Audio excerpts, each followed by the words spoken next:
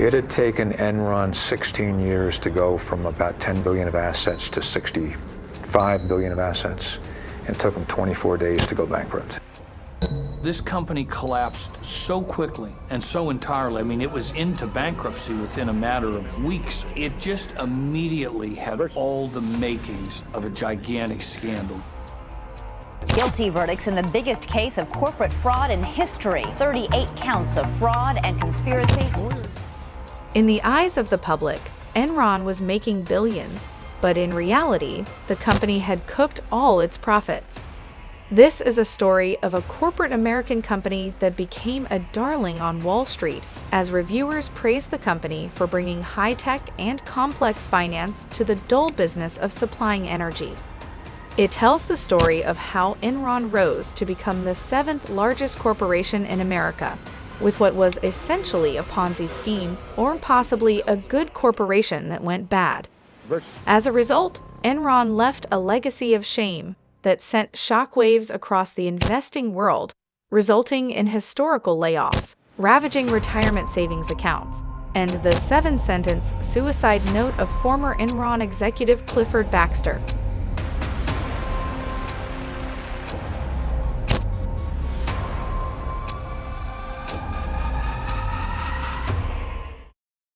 Kenneth Lay was the son of a Baptist preacher. From an early age, Kenny's character showed that he had always been a person who believed that life doesn't always have to be as it is. Despite being born into poverty, life can still change. Kenneth was a child with big ambitions. His childhood dream was to own a business. However, he also knew he had to put in the work in order to become. He took his studies rather seriously, and later in his life, around 1970, he earned a PhD in economics from the University of Houston. Soon after graduating, he entered the corporate world and quickly climbed the corporate ladder, from working as an oil economist to working for the United States Navy. It didn't take him long to rise to the rank of lieutenant, and he soon joined the Federal Power Commission. Not forgetting who he was meant to be, Kenny decided that the life of being employed was not for him. He then stepped into the business world.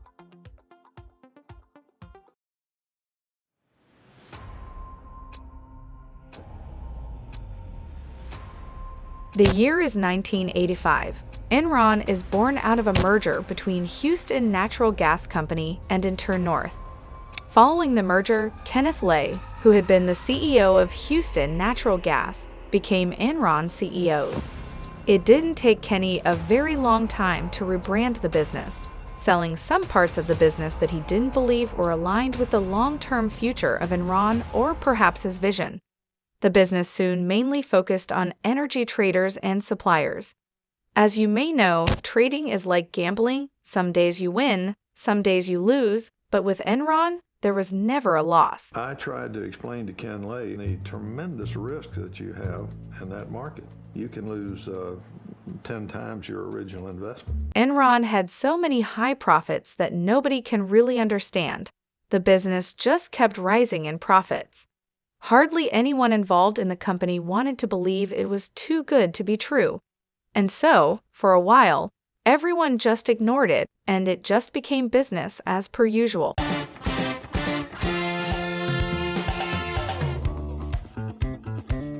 Enron didn't even take 2 years upon its official operation before it had its first problems. The Valhalla scandal in 1987 was its first red flag. 2 traders had been making bets, engaging in unauthorized and fictitious trading, and skimming money for personal gain. Millions of dollars were made, and even somehow found themselves in personal accounts.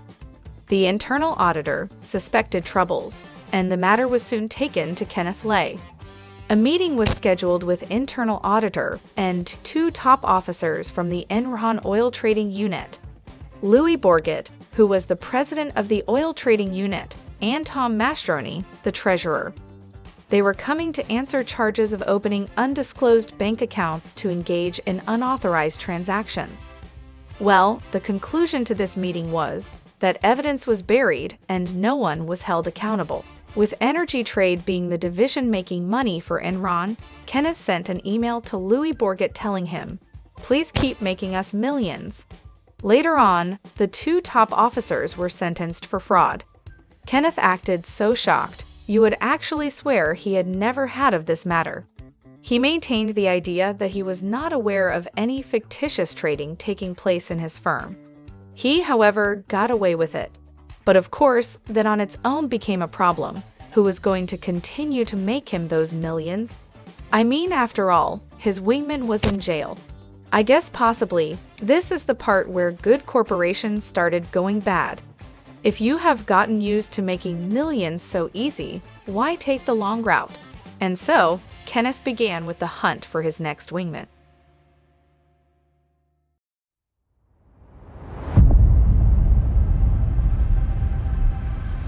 Kenneth had a clear point of view when it comes to the deregulation of the energy markets and the money that he envisioned he could make.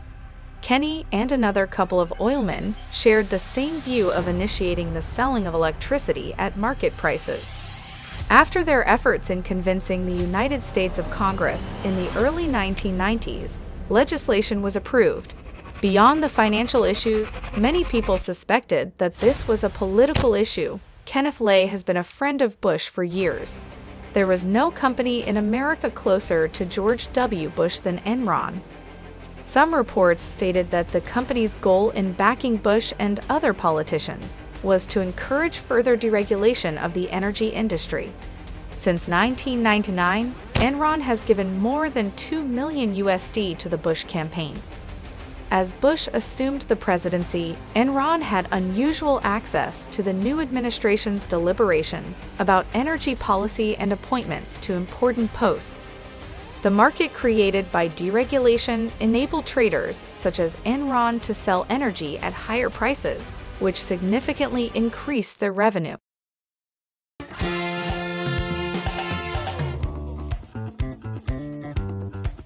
Every year, every day, every week, you have to come up with new ideas. The year is 1990.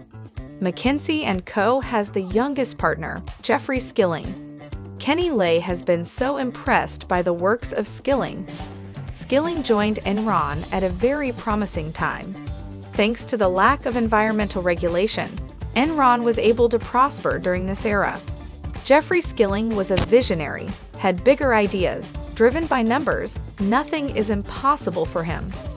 Enron is, however, in a position of not making profits at the time. Skilling has an idea, a revolutionary solution: create the gas bank.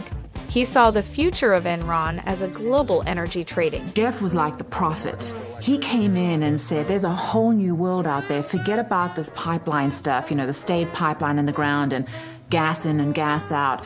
We can recreate this entire industry. Kenneth Lay loved the idea, though he had impressed Kenneth. However, Skilling had his own terms and conditions to join Enron. And for that to happen, the introduction of what is known to be both the rise and fall of Enron. Mark-to-market accounting method was one of his terms. At the time, Arthur Andersen, which was one of the big 5 accounting firms in the world, signed off or perhaps approved Skilling's conditions. The sign-off of mark-to-market treatment called out for a big celebration. Directors and top employees came together to sip some wine. Mark-to-market method was created to provide a realistic estimate of a financial situation. However, with Enron, realistic was not the term they understood. They overused the method on potential profits, be with the deal that was in progress or failed deals. It didn't matter to them, their books would show profits. If Enron wanted their company to be worth $50 million, even if they were worth $100K, it didn't matter because Enron was worth whatever Enron wanted. The arrival of Jeffrey Skilling was a huge turning point for Enron's business. Skilling became Enron's prophet. Growing up, Jeffrey Skilling had a different way of looking at life than most people. He confidently believed that he was a very smart person. It was his smart, aggressive attitude that helped him get into Harvard Business School in 1979. Graduating top 5% of his class. Skilling as a leader, he embodied his aggressiveness. With his own words, he often say, "I like a person with a spike." He would often be involved in aggressive activities. While working for him, or rather Enron, to keep your job at Enron, you had to prove it. You had to work hard for it, in fact, extremely hard. He would rate his employees, those that didn't perform. Being fired would be the quickest way to losing your spot. Skilling's division was known for replacing up to 15% of its workforce every year. Such a hush performance review committee, it drove traders crazy, putting in long hours in order to make profits for Enron. He would often remind his employees to constantly aspire to be the best group of employees and understand that they are associated with the best organization in the world. Skilling had two of his best people with the edge that he liked in humans, Lou Pye and Andrew Fastow. Andrew Fastow was the guy who oversaw the finance division of Enron, and he was also a key player in creating fraudulent accounting practices. While many companies were growing by 5% per year, Enron grew by 50% a year. Meanwhile, Lou Pye was Skillings's top lieutenant. His role in the company was to implement Skillings's vision of transforming Enron into a de facto energy commodities trading firm, and he soon became the CEO of Enron Energy Services. Lou Pye was the guy who was very much not interested in the details. He liked two things, money and strippers, and he was an introvert. However, as introvert as he was, the man did not shy away from the spotlight. Pye became legendary for his lavish lifestyle, spending millions using Enron's account. Apart from spending the company's money for personal reasons, Lou Pye was a mysterious part of the Enron scandal. He left Enron in 2001, 6 months before the collapse of Enron, with over $250 million USD. While the reasons for his resignation from Enron remain mysterious, just like his presence at the company, many referred Lou Pye as the invisible CEOs. His exit cost Enron $1 billion in losses. But of course, Skilling was not to be stopped by one man's exit. And so, the journey continued.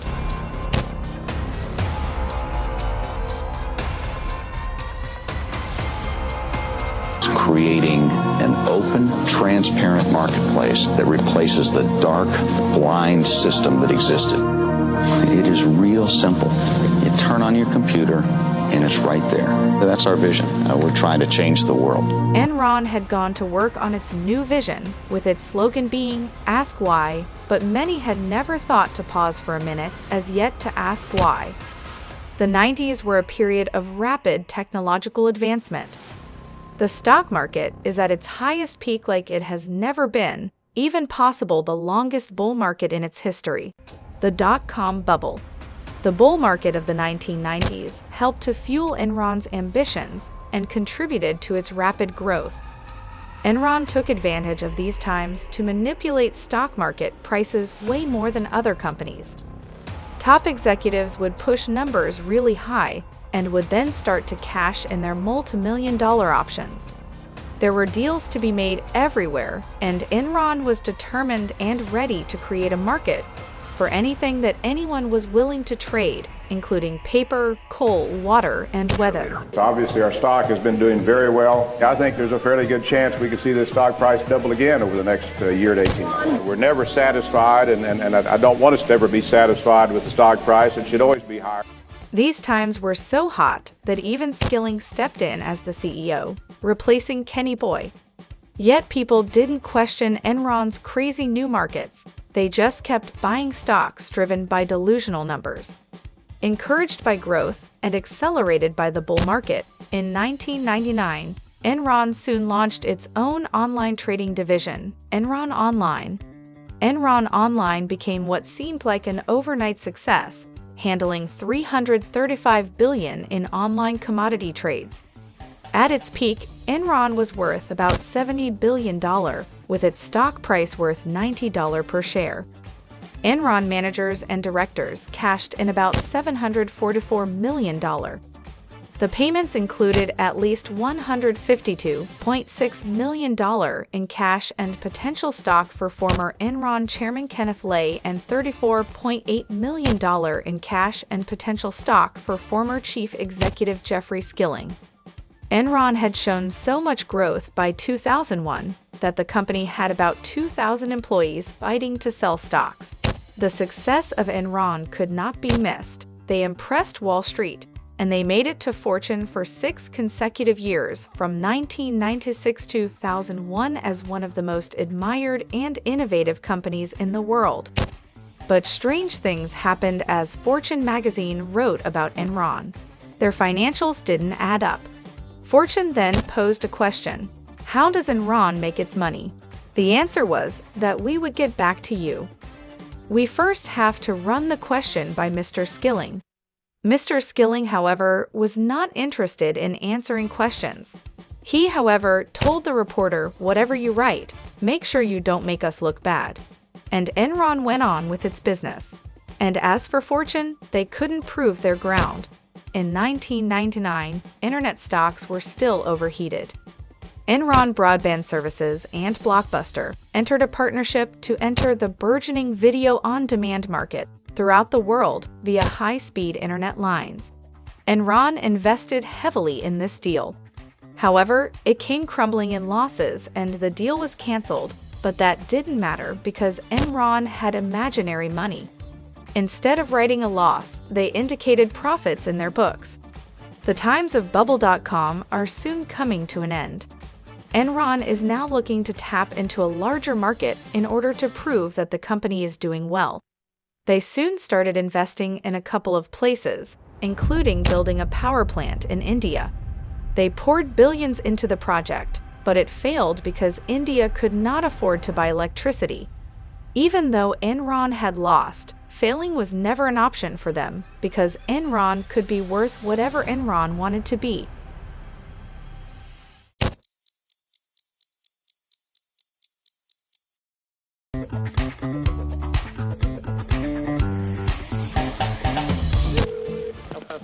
Hey, this is David up at Enron.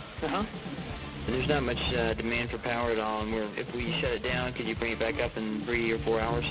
Oh, yeah. Why don't you just go ahead and shut her down then, if that's okay? In 1997, Enron merged with PGE, which later in 2001, it played a role in Enron's ability to tap into the California market when they were in most desperate need to keep making profits. Enron played California so badly that they were in a full-swing mode in controlling their electricity. Soon after Enron entered California, the 59th largest country suddenly doesn't have electricity. The term rolling blackouts is commonly used now, but it has a history that involves Enron. Enron traders would buy power from California at lower, capped prices, sending it out of state, then selling it back to California for a lot more when the state was desperate. While traders were making fun of the blackouts, noting how much money they were making, on the other side, millions of Californians were losing. Finally, after a year, federal regulators stepped in, and it was not a surprise that Kenny's friend was in charge. By the time Enron was done with California, it cost the country $30 billion. Jeffrey Skilling knew his time was up. 4 months earlier, in August 2001, Wall Street was stunned by the sudden resignation of Mr. Skilling. He, however, ensured everyone it had nothing to do with Enron. Enron was sinking, but Kenneth Lay soon stepped in, assured everyone everything was just as perfect as it can be. Facing increased competition in the energy trading business, the company's profits began to shrink rapidly. They had also encouraged their employees to invest all their 401k savings in Enron stock. Enron's financial guy, Andrew Fastow, was tasked to make all the debt disappear. Enron created an array of related business entities and used accounting gimmicks to conceal massive business losses. Those tactics eventually stopped working, and in October 2001, Enron revealed a huge quarterly loss of $638 million. Shortly thereafter, the Securities and Exchange Commission began investigating the transactions and the company's deals. It was not until December 2001 that the largest corporations suddenly file for bankruptcy out of nowhere. On the day they filed for bankruptcy, thousands of employees were told to pack their belongings and given 30 minutes to vacate the building. On Jan 29, 2002, Enron and Arthur Andersen started shredding company documents after a company directive to stop the practice. As a result, Enron's collapse was a financial disaster for thousands of people, and its indirect impact hurt millions more. Arthur Andersen was found guilty of obstructing justice for shredding Enron's financial documents. CEO Kenneth Lay was convicted on 6 counts of fraud and conspiracy and 4 counts of bank fraud. Prior to sentencing, he died of a heart attack in Colorado. Andrew Fasto pled guilty to 2 counts of wire fraud and securities fraud for facilitating Enron's corrupt business practices. Former Enron CEO Jeffrey Skilling was convicted of 19 of 28 counts of securities fraud and wire fraud, and acquitted on the remaining 9, including charges of insider trading. Good evening to all of you.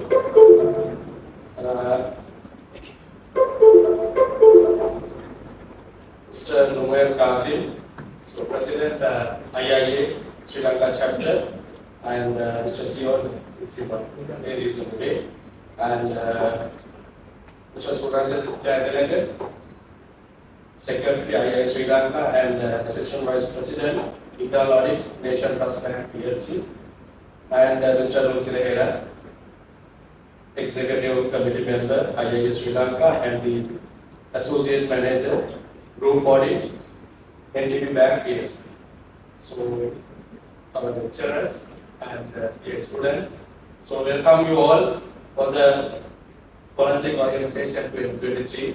So, as you see the theme, so this is to navigate your future or your forensic career. Right? So this is fairly new area for you all. But as you see these profiles, so this profession is developing and emerging in a big way in Sri Lanka. So so they will discuss how forensic and internal auditing profession is developing in Sri Lanka as well as global context, and how you should develop your skills and how do you acquire your professional qualifications. So all these things discussed by IIA Sri Lanka, and so apart from that, you may have another discussion with Mr. Jagan Pereira and Mr. Samir Anthony, that is on Association of Certified Court Examiners, that is on CFP credential, right? So that's how the program is designed. So as you know, the basic objective and the purpose of this orientation is to navigate your future in terms of forensic profession. Right? So basically, so in simple terms, so how you should develop your professional skills and the professional qualifications, where that corporates can accept and to be future ready, especially to be future ready in terms of forensic professionals. So I think this session will be really helpful. But we are having less number of students, so but we are expecting high number, right? So we all these things are as a university, as a department, as a program, we are doing voluntary basis. Nobody is forcing us to do this and that, right? So we want to develop you all. So that is our national responsibility. That's why we are organizing these things. Right? So it's a responsibility and that you are privileged to be here and get the maximum out of that. And you can ask any questions. Right? So make it easy. And so this is a great opportunity for you all. And especially you all have your professional skills in the professional qualifications in these areas where you are getting the forensic accounting degree. So Bachelor of Research Management honors in auditing and forensic accounting. But apart from that, you want to go with the professional qualifications. So that's how our profession is going on. So it is something mandatory. So let's say something mandatory for you to develop your career, right? So then only you can have academic plus professional qualifications. And so wherever you are, maybe Sri Lanka or any other countries, but well accepted qualifications if you are having, so then you can have a lot of opportunities, lot of potentials you can have. So this is the high time for you all to think about and plan for it, right? So this is the high time for you all. So therefore, grab these opportunities and get the maximum out of that. So with that, again I will welcome. So IIA, all the representatives, including the president, and again thanking them all. So taking their time and come to the university. So they are with their busy schedules, right? So they are also, we are having a MOU with them. So we want to discuss all these things, and so they are helping, always they are helping for the forensic and our department. So therefore we can professionally and academically work in a big way. So they are, but again, so from your end, that your engagement is really required, right? So you can do a lot of work, right, in order to develop your career. So thereby, this profession also develop, right? Therefore, again, what I am repeating is, grab these opportunities and develop your career, right? Again, I am telling you, we have a huge potential in this field because, so we are having lack of experts in the forensic profession. So therefore, you have a huge potential and vacuum and fill the vacuum with the right qualification and with the right skills. So with that note, I will invite Mr. Umair, President IIA Sri Lanka. So he will address the hearing. Right?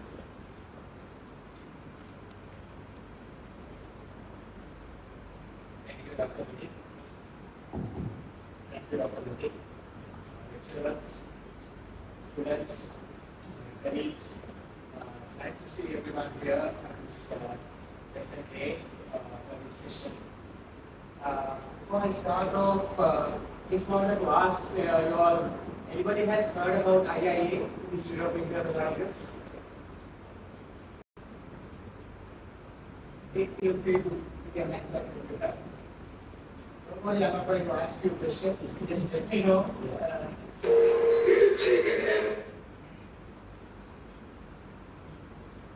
Anybody has heard about it? No one has heard. So IIA is internal audit and forensic accounting have very much in common as professions.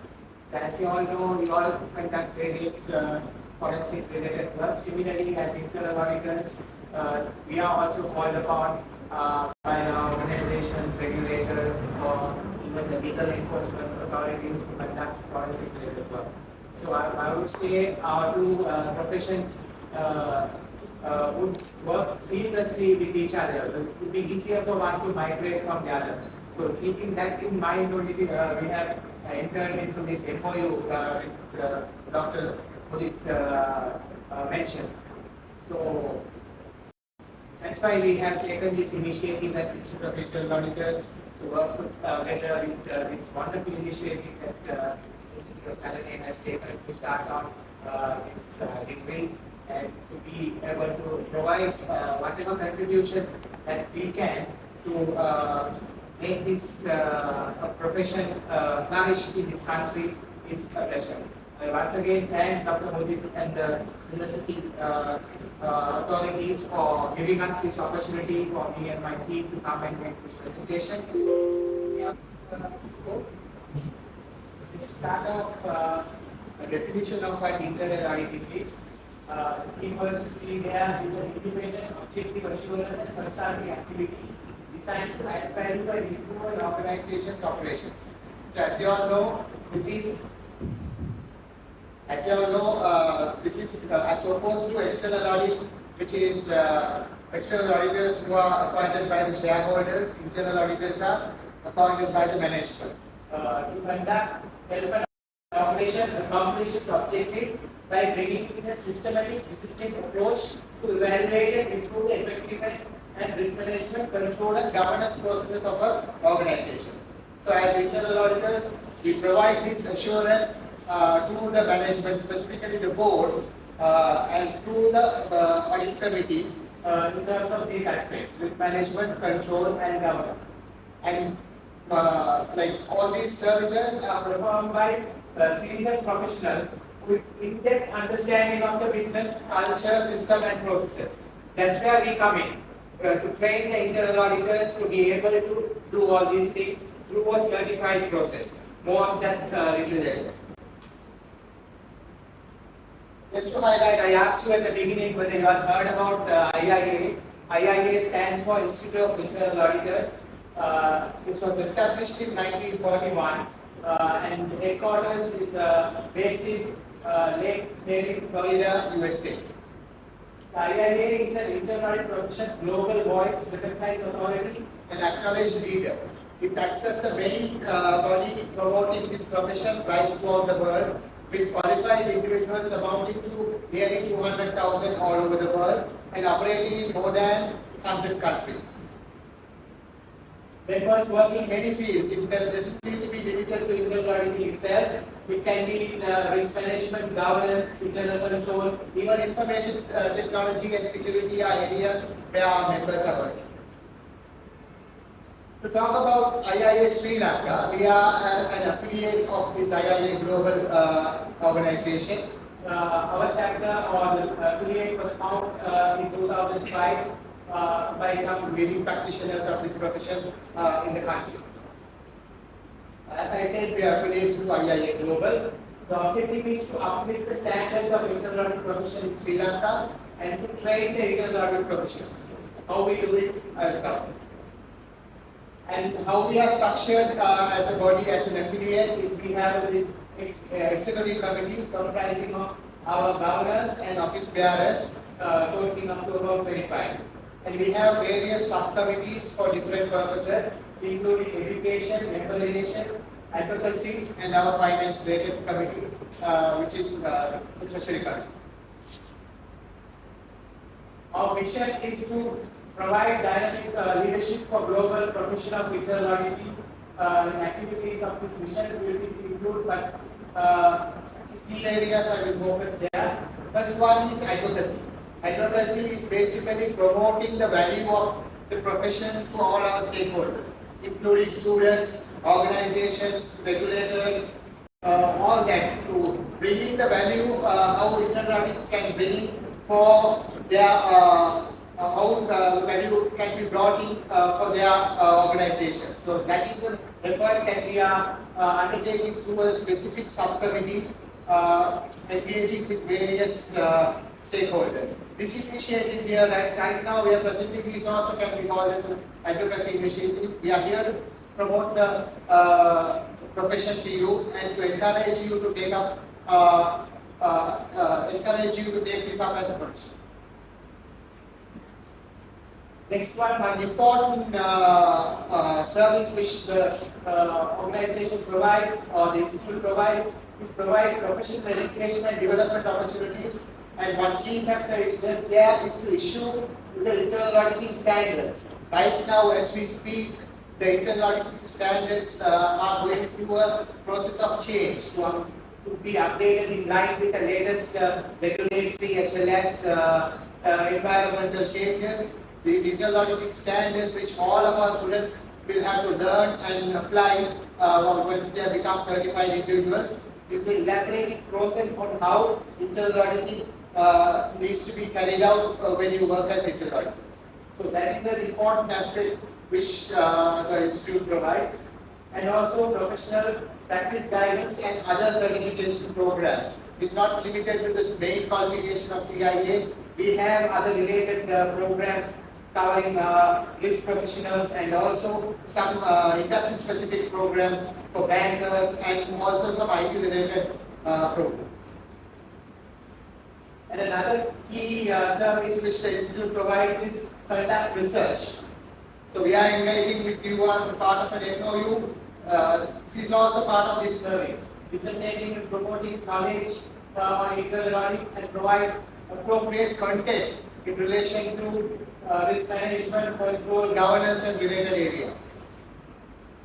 Another one, we continuously provide educational programs for the benefit of our students and the internal auditing profession at large.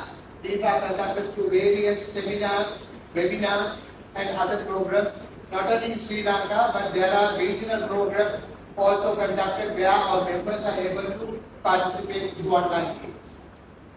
And also another important activity of engagement that we undertake is bringing the internal audit fraternity together in form of conferences and various other forums whereby effective knowledge sharing takes place. So that is an important means by which our members keep them up to date with the latest developments in the profession. To elaborate more on the activities of the Sri Lankan IIA Sri Lanka, our key annual flagship program is our annual conference. So all of you are encouraged and invited to take part when we have it next time. This is open to members and non-members, industry leading professionals or leading internal auditors come and make presentation during this session, which will be very useful even for you as forensic accounting students. Of course, next time we'll have it, we'll send an invitation. And we had a specific program from this year onwards focused on senior internal auditors, that is Chief Internal Auditors Forum. I think Dr. Mudit and some colleagues were able to participate this time. That is focused on senior internal auditors. That is a new initiative we have started this year.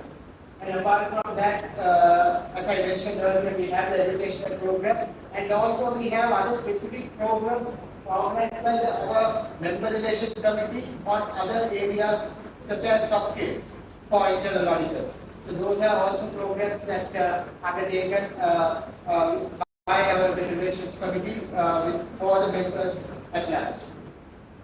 And as I mentioned earlier, one more thing. We work closely with the tuition provider in the country. That right now there is only one institute which provides tuition for our certification program, that is Accounting Finance in Colombo. So we work closely with them to whenever they start new batches for the CIA program, and also we are currently working with them to start classes for new initiatives or new certifications with IIA has recently started. More on those certifications little bit. And we also work with our regional affiliates, especially in the South Asian region, India and other countries, Bangladesh, and also Singapore and Australia. We continuously get like invitation for our members to attend, especially the online forums that they conduct. So our members are mostly given free opportunities to take part in the sessions that they conduct, and also benefit from that wide array of international knowledge that is. To give a brief idea of how you can become a member of IIA, the initial these are for our ordinary membership. If you are full-time students and who are not yet working, depending on their interest, Dr. Mudit, we can talk to our global and come up with a process for student membership. That will be much lesser cost, but if there are a sizable number of your students are willing to take that, we can, right now we have not started it yet, other countries are doing it, but depending on the demand, like there is a good sizable number, we can go to global and get it at a much cheaper cost to become members of IIA as student members. So what we are highlighting here is ordinary membership, which is mostly for working professionals. That is 30,000 initial cost, and the renewal fee is 12,000. What are the benefits of becoming IIA members? These are not the full list, just a summary of the benefits that we are highlighting here. Several means of guidance is provided. If you go into the website as members, there are member-only content which will be very useful even as forensic accounting students. There are specific papers published in several areas. Not only the standards that I mentioned earlier, there are supplementary guidance. As internal auditors, you are called upon to do various kinds of audits, including system or information systems audit, audits related to financial services industry. On conducting each of those audits, separate guidance is provided by IIA. So only when you become members, you get access to those contents. And the Internal Auditing magazine is also another very useful tool that you will get once you become members and enter into this subscription.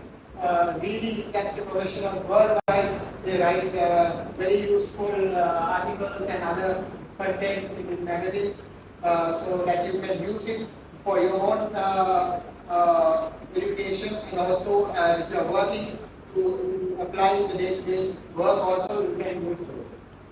In addition to that, there are various other contents like toolkits provided for your day-to-day applications, like if you an auditor, you might need audit programs, audit checklists. So guidance on those are also provided. Industry-specific content, as I mentioned earlier, webinars conducted, conferences, and also one key factor, if you are becoming a member, there are specific discounts given when you are registering for exams, and also for your exam fees, and also when you purchase books. For normal students who are not members, you are not entitled for those. So all these details we can provide on request. So these are benefits available only for members. No, all members. Like now we have in Sri Lanka only the ordinary members, but if you become student members, we can talk to global and get the same available. And the Audit Career Center resources, like in Sri Lanka, what we have is only a careers page, whereby we get our various corporates to come and advertise their job opportunities in our website. But worldwide, there are more services provided, like career counseling, guidance, and all that. So in Sri Lanka right now, we have this careers page as the opportunity to find out more career. These are the learning opportunities currently available, which is being promoted in this part of the world. The certifications which IIA is offering. The first one and flagship program is the CIA, Certified Internal Auditor certification. This is recognized worldwide as the lead most recognized qualification in internal auditing, which currently the ordinary process has 3 parts, and there is a specialized qualification which has been recently introduced, a fast track method. My colleague Suranda will explain on that more. That is for either qualified accounting professionals or more recently qualified information system auditors. There is a fast track method by completing only 1 part as opposed to the 3-part CIA program. And another one is the internal audit practitioner. For the CIA program, there is some eligibility criteria which requires some work experience related to internal audit. So those criteria are not there if you are a new beginner who is entering the profession. So the ideal way for you to start off would be the internal audit practitioner certification. Again, what I explained has been listed down here, and what is covered here will be various assessment of the learning. These are the aspects which are covered in those exams. Snapshot of the worldwide geographical distribution of our students and members, and the number of testing centers, 950, available in 180 countries, and exams are offered in 14 languages. So this is a snapshot of the overall coverage of our certifications, IIA, and its activities. To take you more into our certifications, the eligibility criteria, and how you can get yourself enrolled for these certifications, I call upon my colleague, Suranda.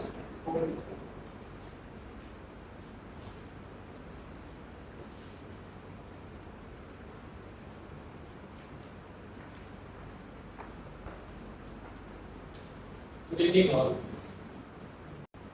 So as identified where we have 3 main courses, out of which CIA is the flagship program that we have. CIA has 3 parts. Part 1, Part 2, Part 3. So Part 1 comprises of 7 modules. So as you can see, fraud risk and control is one module, right? So it starts with the foundation, the fundamentals, then the independence, objectivity, proficiency and care. As you all know, we are an independent unit or department.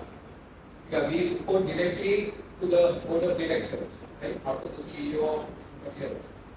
So, and our proficiency, what we should possess, the qualifications that we should have, right? So even when most of our members are here from banks.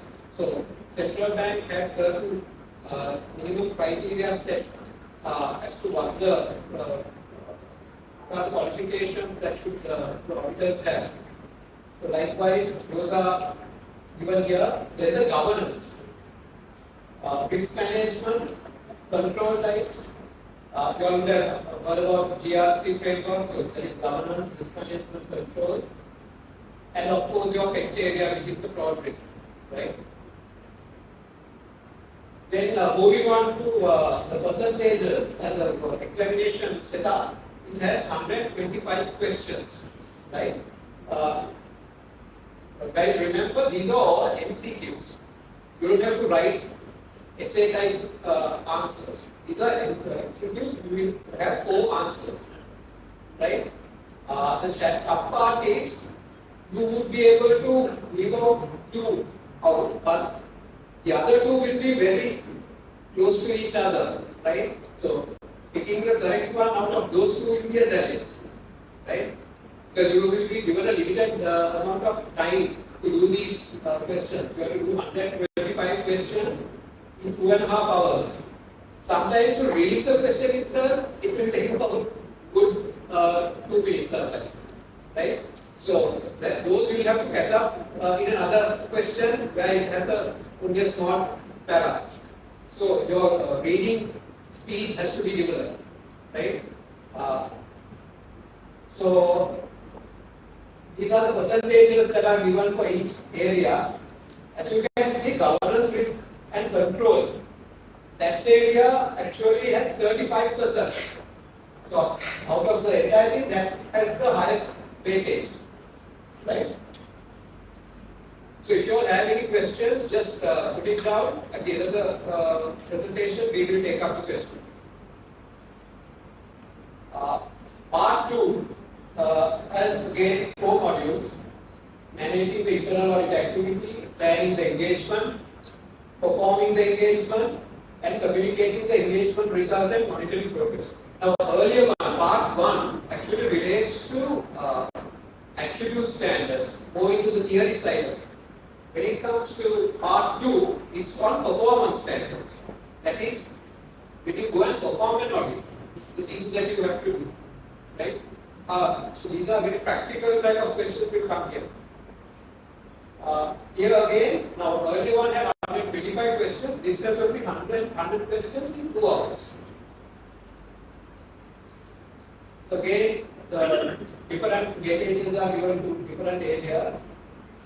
Sorry, this is part 3. Part 3, as you can see, IT, information security and information technology together has 45%. So that means if you have a good solid IT background, part 3 should be a piece of cake for you. And also financial management and business acumen also. And again, similar to part 2, part 3 also comprises of 100 questions in 2 hours. Eligibility criteria.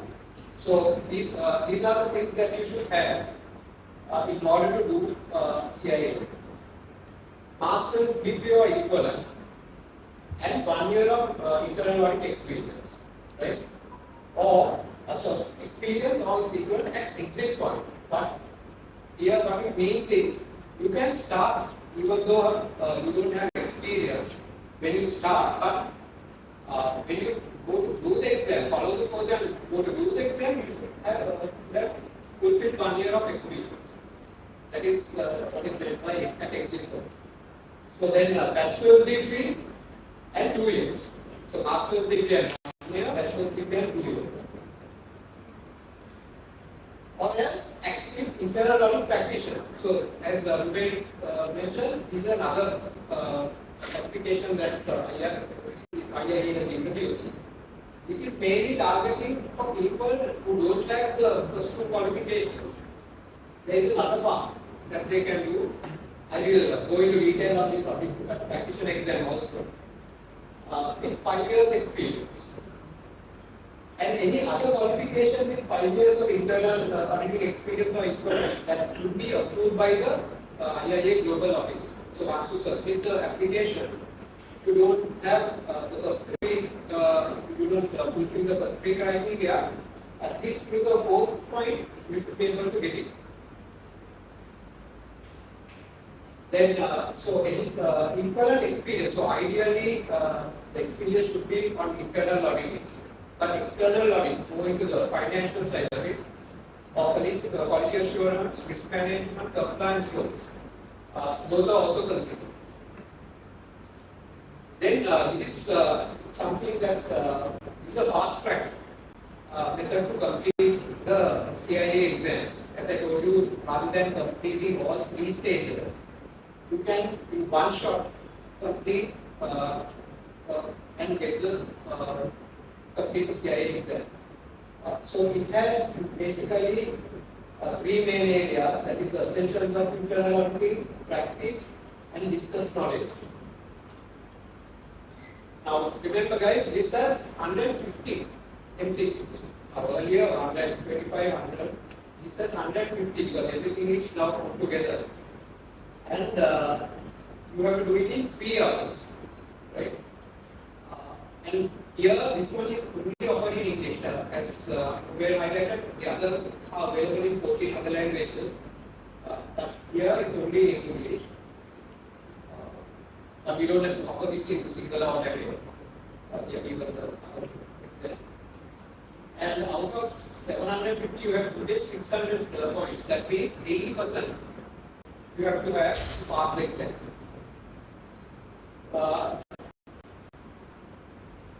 So this could be online or you can do it from home, but there is a lot of criteria to fulfill when you are operating from home. Testing needs to go to authorized testing center. So this is the internal audit practitioner I told you. If you don't have the first 2 types of qualifications and criteria, you can actually get through the practitioner exam. Practitioner exam has certain parts of part 1 of CIA, right? And part 2 CIA, right? So, who should pursue internal audit practitioner designation? So, this is mainly for university students. Graduating with internal audit practitioner designation reflects your commitment to entering the profession with fundamental knowledge needed to begin contributing immediately. So, apart from the university students, there are other areas like engineers, internal auditing, the managers of internal auditing and such. But this will be more relevant if you do on the university writing. Then program overview on that would be 5 modules mainly, 2-hour exam, 100 MCQs, then 2 years to complete the examinations once approved. So meaning once you get registered for the exam, you have to do it in within 2 years. And once you pass the internal audit practitioner exam, that designation you can use up to 3 years. After 3 years, it will not be valid because, as I told you, this is a criteria for you to go and do the main flagship course, which is the CIA. So, idea is to complete this and complete the CIA. So, this is only valid for 3 years. This particular designation. And with the approved application, you will be given 100 self-study practice questions. So here, the most important one, the financials, how much you have to invest in order to do these exams. So CIA Part 1, as Ranveer said now, for members they have to pay 30,000, that is applicable for all stages. Then application fees is US dollars 150, examination is 295 for members. But see, non-members is almost double. That is why you have to get the membership of Sri Lanka chapter first in order to avail yourself with the discount. Then part 2, similarly you have the membership fee and the application fee. So again, similar, almost similar to the stage 1 fees. These are subject to change every year. Then IIA practitioner, apart from the membership fee of 13,000, application fee of $75 and exam fee of $150. And challenge exam, since everything is bundled up, it's quite costly, 1,195 as opposed to 1,545 if you are a non-member. So if you are interested, best thing would be to get the membership, local membership, so that you can get major discounts on doing these exams. So career prospects available for qualified candidates, I think career growth by pursuing industry recognized certifications, right? Improve career prospects, not only in the local environment, if you are planning to migrate for jobs outside, I mean, Sri Lanka, this would be a very recognized qualification.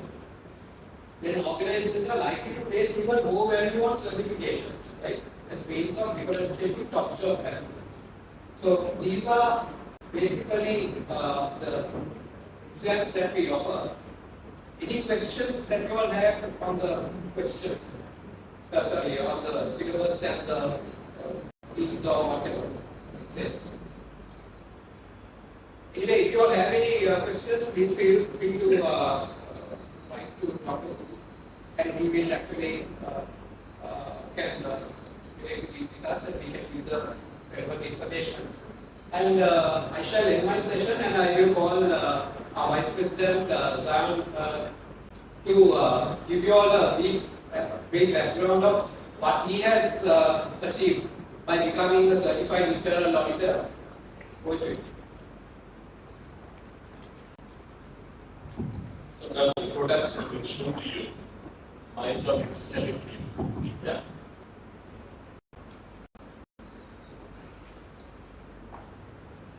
So just as an introduction, I'm actually not from here, I'm from India. And for me to go and sit with the mayor and Suranta, bankers with whom I would never work with, the CIA, which is allowed me to kind of be in that role, right? So first slide, I would like to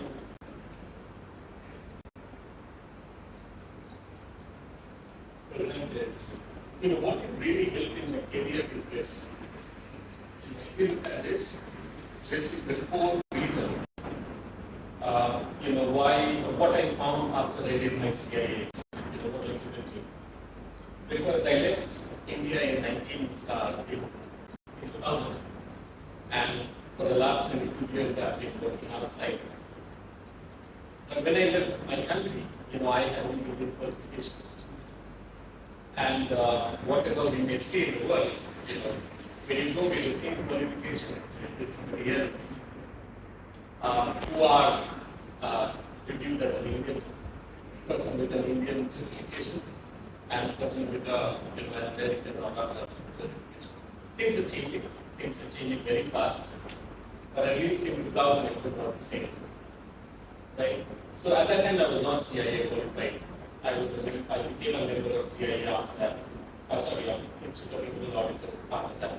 What it allowed me was to sit together with people who had different qualifications from other parts of the world, to sit with them together and have the same level of, to sit at the same level with some of my colleagues who came to India, didn't necessarily have, which is a huge advantage if you are thinking of working abroad.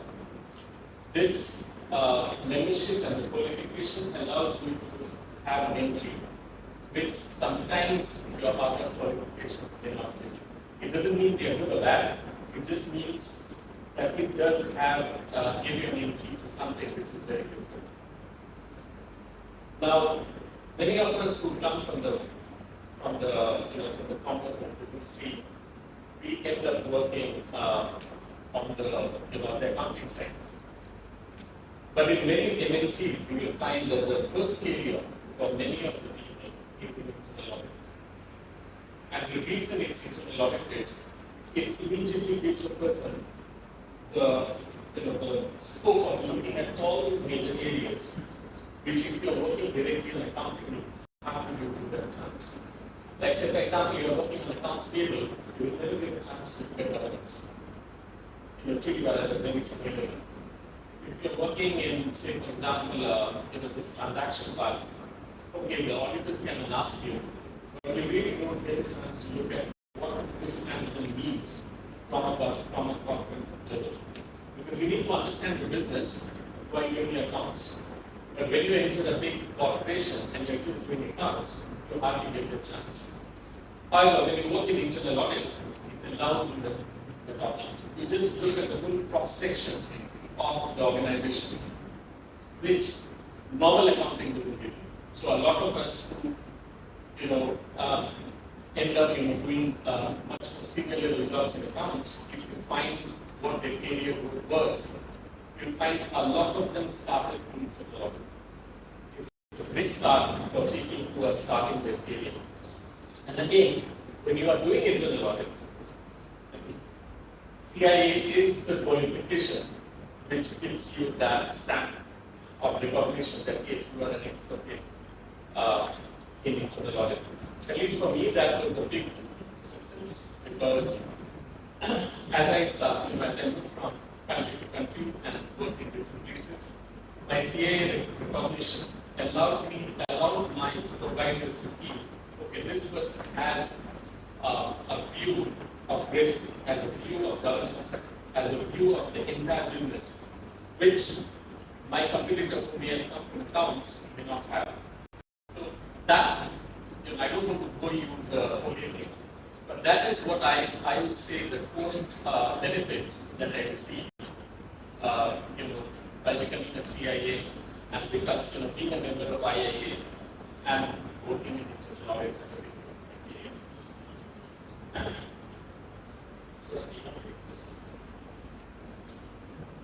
Does anybody have any questions?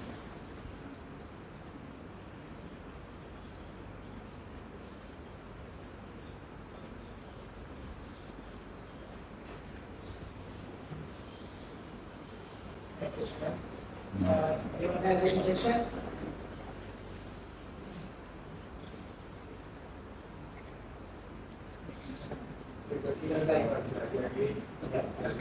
Anything about IIA, our programs, experience, any opportunities?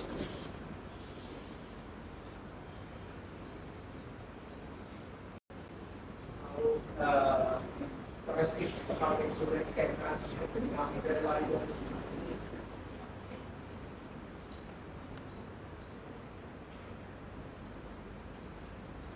It's like questions, but if you do have anything later on, feel free to write it up and think about it. So we will communicate it to us. I will leave you all with one point. If you are interested in becoming IIA members and to subsequently take up the IIA certifications, encourage you all to get in touch with us. My colleague Ruchira Hera is heading our Member Relations Committee. We will be able to help you on board. So all the best. Thank you very much.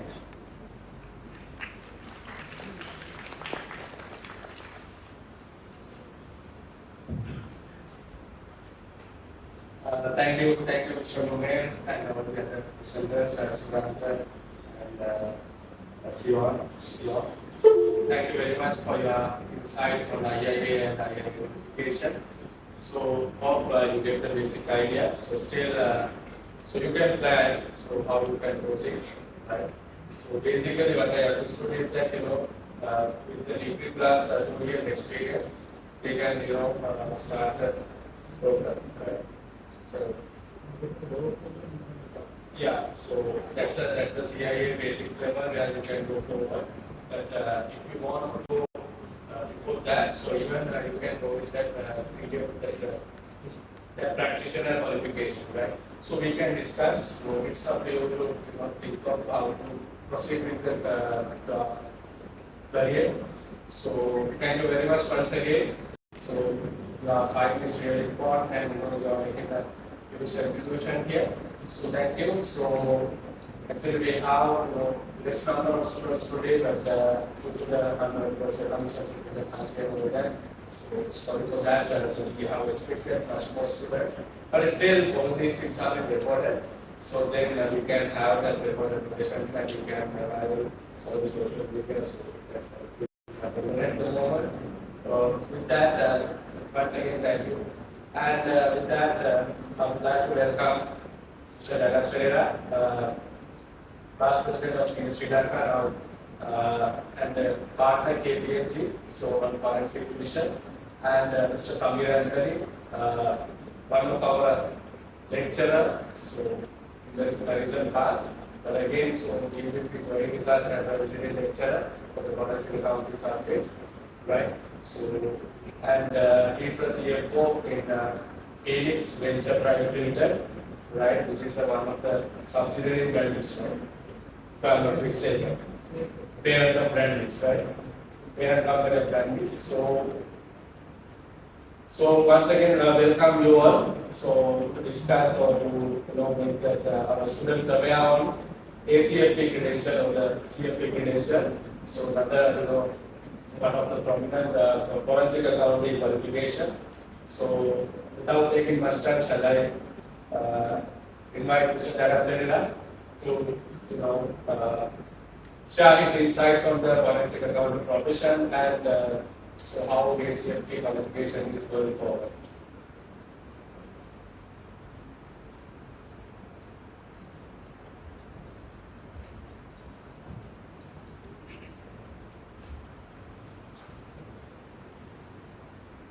Good evening.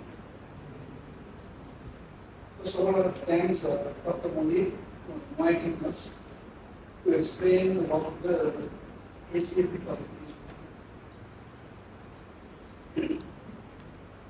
Association of Certified Code Examiners is a relatively new institution compared to the rest of the accounting and finance professional institutions. Started somewhere in 1988 and was not very popular for a long time. But after 2001, 2002, with some of the corporate collapses, it became one of the important subject matter among the corporate. Especially the term, the forensic audit was very well used by a lot of people after that. Because we know the audit. When you say audit, the meaning, literal meaning you all take is the financial audit or the statutory audit. Now, financial audit to all India, what you do is basically you look at the financial statements and establish an opinion on the truth and the fairness of the financial that you have received. So that is the base. But audit term is used in different other aspects. Say, like we just discussed internal audit, you get different other compliance audits, you get environmental audits, different kinds of social audits, there are different audits. Now, the forensic audit is basically a term that is used to explain the analysis of certain processes or about the activities and using of certain technologies available to understand the mode of operandi and where possible to pin the people involved in that particular activity. And it is accepted in a court of law as expert evidence. These are the difference in the financial audit with the forensic audit. Now, you all will be studying all these subjects, but the most important thing is you need to get your hands dirty. You have to do some practical work to understand how it works. You can learn a lot from the classroom, but the practical learning, understanding is the one that you are really taking to the next level. So you have to understand that part first.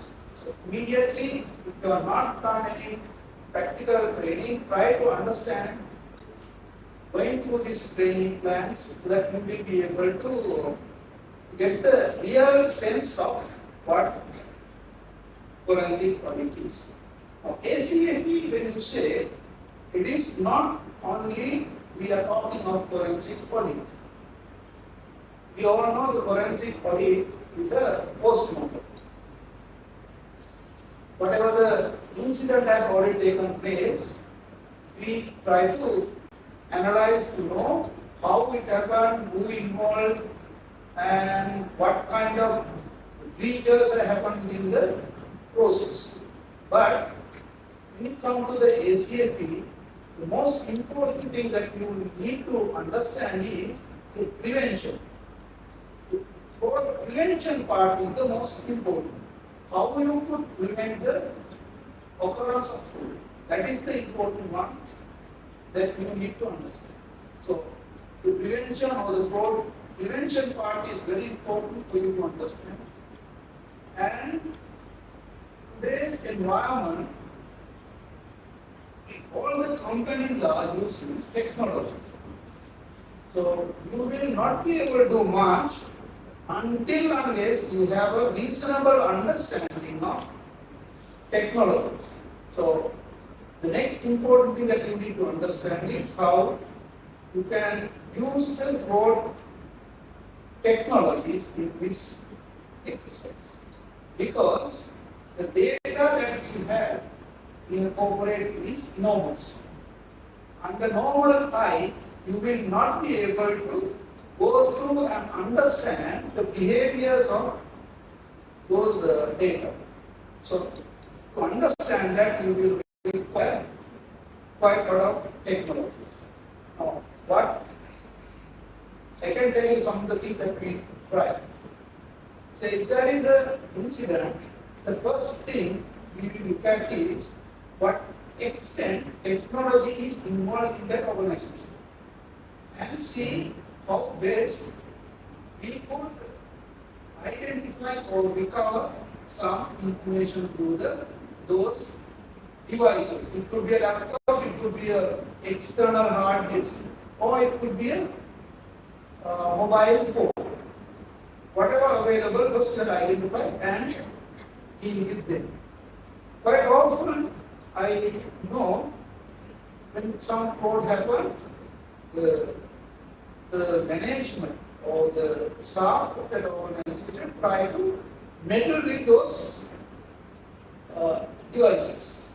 So my advice always is, if something has happened, don't touch any of the devices, because at a court of law, for us to produce those as independently verified, and there is no footprint by a third party after the taking over of that asset from the person who has used it. That footprint has to be established. In order to establish, we can use certain tools and technologies without keeping any footprint in the device. But very often, what they try to do is, they try to switch on the machine or log into the machine, try to understand the data and try to create the additional folders that all these things going to be detrimental if you go to the court of law, because the user, the last day I came to the office is on this day, but this particular equipment has worked after me. So that it is not me who has done something, another person who has got into this equipment has been used and trying to penalize me. That is the defense that they are going to take. So my main advice is not to touch those equipment until you have the right people to access. So that's the background of the cryptocurrency body. Your understanding, I will just tell few things that we do apart from the technology on analyzing data recovery and imaging.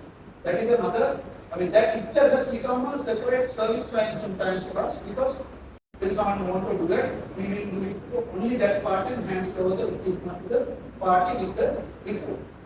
So that you can recover quite a lot of data if somebody has not meddled with that equipment and recover for your evidence for the whatever the fraud or the incident has taken place. So the technology is very well available on those that we can do now, data imaging and recovery, because that is a critical part of the forensic work, because some people, when they do certain things, they delete the data.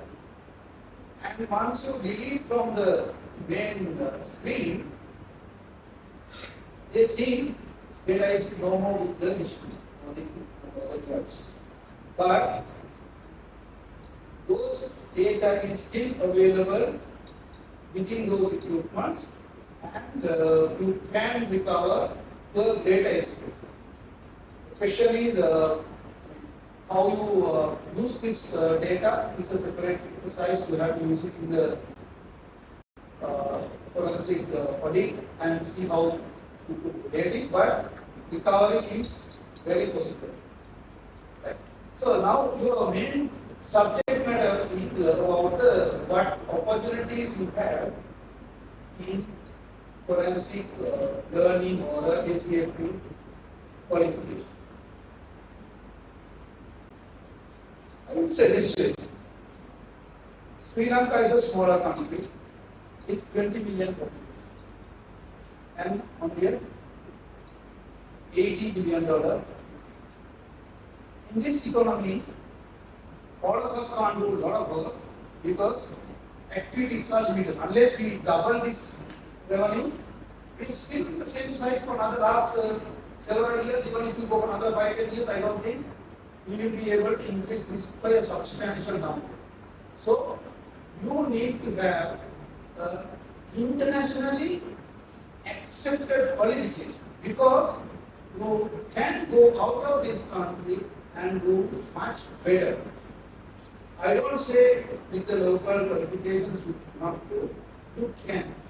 But the acceptance in this qualification comes with the international recognition, because the people outside are not aware about the local qualifications. And if you have this kind of qualification, definitely people will know what you are and they will accept your knowledge and the competence. That is the important point. So firstly, why you should become a CFP? It's an international qualification and it has a value when you go out of this country. And for sure, if I ask, most of you will say we are thinking of going out of country. Irrespective of the problem what we have, that's a different subject matter at all.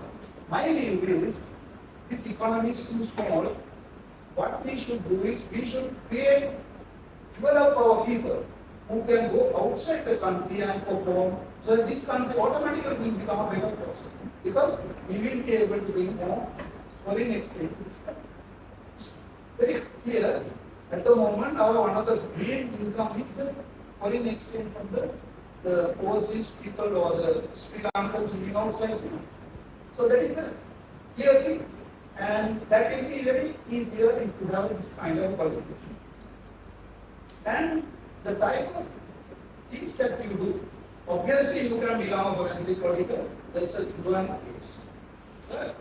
What else? Because how many forensic auditors you will require for this environment is the question. So you need to look at whether what you can do with this kind of qualification. Look at it maybe in the market outside Sri there are quite a lot of compliance officers in the regulated industry or CFTs. Risk officers, those are the possible areas that you can get in. When it comes to very specific industries, especially banking and finance, insurance, and healthcare, these three industries are very vulnerable to fraud.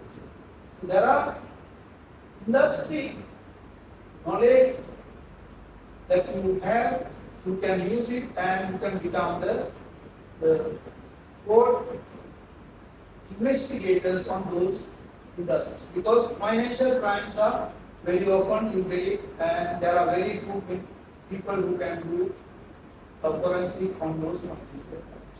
Healthcare fraud is a common thing everybody is covering, and the insurance fraud, insurance general or the type fraud are equally very vulnerable to frauds. So these industries are the ones that you can easily go and do a lot of work with your forensic knowledge and their computers. But the passport for those positions are the professional qualifications and especially of international qualifications, so that you can become a better person much faster than when I tell you that I have a degree from a university in Sweden. That's it. So, in addition to that, you can look at forensic technology area. There are a lot of work you can do, like the analytics, to recovery, imaging. All these areas are required forensic people. Because if you don't have that mentality and eye, it is very difficult to do the additional work. So those are available businesses, and you can earn quite a lot of money on those areas. You can get involved. If you are interested in forensic, it is not just look at the local environment, don't speak forensic body, but there is quite a lot of opportunities available in the prevention area, fraud prevention. That is the main area I would say any business, any corporate will focus on. Because the controls are always there, but to look at from the fraudulent point of view, what could go wrong is only can come up with the forensic understanding the knowledge. So those are the ones that we have available around us. We can do, and I'm sure there are a lot of opportunities available in the corporate level. I can say there are two other places, like say the financial intelligence will require quite a lot of people with people. CFO was trying to recruit 100 accountants at one time. That did not go through some particular reasons, but I know they were trying to recruit accounting graduates for the bribery and corruption work, because presently, if you look at the structure of CFO in Sri Lanka, about 70% is police officers who have no clue of financial fraud, and lawyers, parents, also doesn't have much experience with the forensic or the fraudulent areas. They have learned about the laws they are working on those areas. Definitely, the accountants will have much better role to play if we really think of in the whole corruption area, especially at this level. Of course, they may export one day because the environment changed, they might export to more people. But I know there was a proposal and they got the approval from the government some time back to exclude 100 accountants. Those are the areas that we could have available locally, but don't try to limit to our environment because it's a very small economy. You may not be able to get all the positions what you like in this environment and ensure your future with the foreign qualifications that you can become a better. And maybe Samira will tell few of the points about what exactly is qualification and how to become CFT, and maybe about the post materials also you might touch few points because in my view it is not a very difficult examination. And if you have the commitment and dedication, you can finish this within a very short time. That's what my understanding for that qualification. But personally, I think we have more than 9,000 CFTs available around the world. And there are two levels of qualifications which Samira will touch that. In addition to the CFT, there is a second level qualification called ACFT, that is Associate Officer Private Court Examiner. That qualification also available to complete probably your degree because you have to write and get the extension because they have not given personally extensions on a banker level. So you may have to write and get that. But I know for the chartered accountants, they give the ACFT immediately and then you have to sit for those two papers to want to come. So I have taken a lot of time. You can ask any questions maybe during the session. Samira will explain you about the qualification and the post. Thank you. Thank you, sir. Hello, good evening.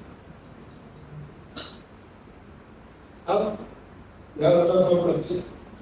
We are doing forensic degree. What will we have? If we need chartered accountants, we have to have chartered accountants. If we need marketing, we have to have C, posting. I did accountants, I have degree here. I'm graduate from finance department here. Was a lecturer department of accountants here. Now as CFO in a company. Right? But my passion is forensic. Right? Okay, let's start. But be energetic, be motivated because we are trying to motivate you. How? How we can motivate you when you are like this?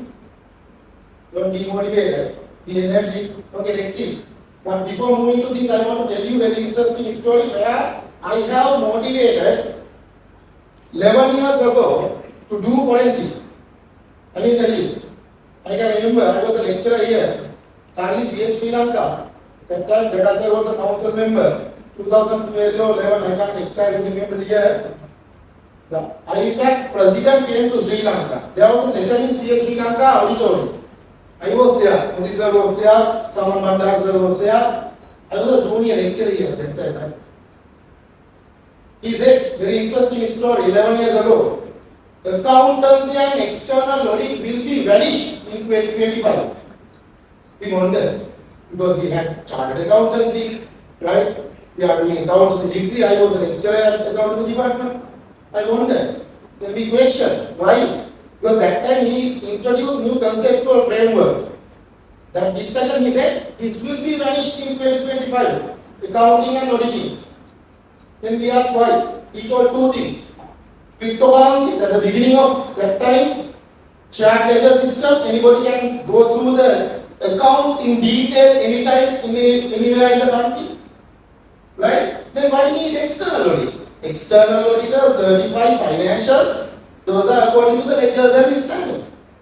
Now when the shareholder or stakeholder can see the ledger anytime, now you don't need audit, yes. You have so many software. In my company, I am the CFO for holding company, one of the biggest holding companies in Sri Lanka, right? Holding company, I am running with 2 accountants. Can you believe it? Only 2 accountants. We have more than 30, 40 subsidiaries, sub-subsidiaries, altogether more than 100 companies under the consolidation. With 2 accountants, I am running the company. And fortunately, my chairman is a chartered accountant. That's why we are planning everything together. Right? Then, yeah, it's fine. Now 2 accountants running 100 plus companies. Then you won't have a job for accountants in future. You want to have a job in external audit in future. But he didn't tell what could be the option at that time, 2012. Then I came to the university and started. What could be the solution? What could be the future for commerce students, those who are not doing marketing and HR? What could be the solution for accountancy students? Auditing practice. Right? Then we started researching. I did only one research in my entire lifetime. Right? Only one research. I spent 6-7 years as a lecturer, only one lecture. The research that was how to introduce forensic accounting education into Sri Lankan curriculum. Because I realized this is the future. Because day by day, year by year, we are leaving from the road to the birthday. When you are getting more days, you are getting more words. Right? According to I am not Buddhist, but Buddhism says you have only 5,000 years from the road to the birthday, right? Basically. Now you are spending day by day, you have become more worse and worse. Right? Therefore, every day, you will have frauds and corruptions. Now I saw a lot of universities today were in the goal phase 2-3 months, right? Against the corruption. That is not the way. Become a principle. Right? As I said, try to prevent it first. Join the hand with internal auditors. Because each and every organization, internal auditor means forensic expert now.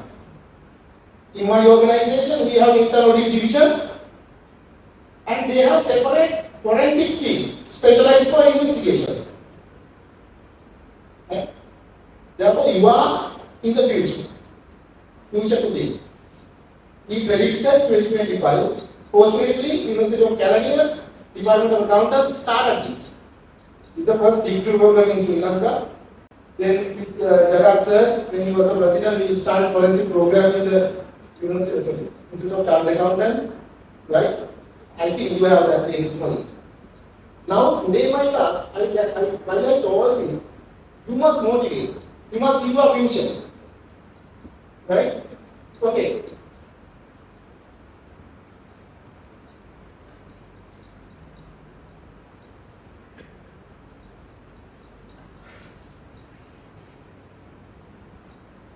Right. This is my content, only 2 things I am going to discuss with you. Forensic accounting and auditing, professional stock market, and how you can successfully in ACFP qualification and CFP qualification. Right? These are the mainly in the world. If you talk about financial reporting and auditing, the major body is in Sri Lanka, Institute of Chartered Accountants of Sri Lanka. In the world, especially in Commonwealth countries, ICAW, right? Association of Certified Forensic Examiners is the pioneer body for forensic investigation and accounting and auditing, located in USA, right? They mainly identify three segments of works for forensic auditors. You can get the presentation and read. I am not going to read the presentation, right? Litigation support, investigations and dispute resolution. Litigation support means always for the court cases, right? you have to support from the financial side. The doctor, when there is a murder, doctor will come and see the forensic things related to the medicine. But doctor cannot do the financial analysis, calculate how much the financial loss, right? What could go wrong, what went wrong, and what are the remedial actions. Doctor cannot recommend. So he can't examine. Police, let's say police people in Sri Lanka, they can't do this financial analysis, right? Therefore, each and every legal case, 95%, more than 95% connected with financial issues. Therefore, court system need you. Don't be a judge, right? They don't want to be a judge. They want your support, right? Basically, criminal cases and civil cases, especially in criminal cases, you need the one area. Then investigation, let's say the companies. In Sri Lanka, we have 200 plus listed companies, but actively we have 70 plus listed companies in Sri Lanka, the share market, right? They won't. But don't worry. Forensic accounting and auditing is not a locally required qualification, it's a globally required qualification. Recently, ACFP organization estimated 5% of the entire world revenue lost because of the frauds. Every year lost because of the frauds. And they are globally unique. That's why Jagat sir explained clearly. You must be prepared for the global market. Right? I will tell you what are the opportunities. The investigation, basically you can join with companies, internal audit departments. You can work with internal audit departments. Some companies have a division within the internal audit department, forensic investigation. Some companies have separate division. Okay? They need you. Then not only that, audit firms, right? More 50% plus companies outsourcing their forensic thing. Because when you take, let's say, banks, insurance companies, they have internal audit division. But when they have special forensic investigation requirement, they are outsourcing to the audit firms, right? Who specialize in the area. Then firms need you, not as trainees. You can start your career as a trainee, but you can end up as a partner, right? Then dispute resolution is the other area. Let's move quickly. Job responsibilities, I am not going to read you the job responsibilities. I will quickly take you the qualification requirement.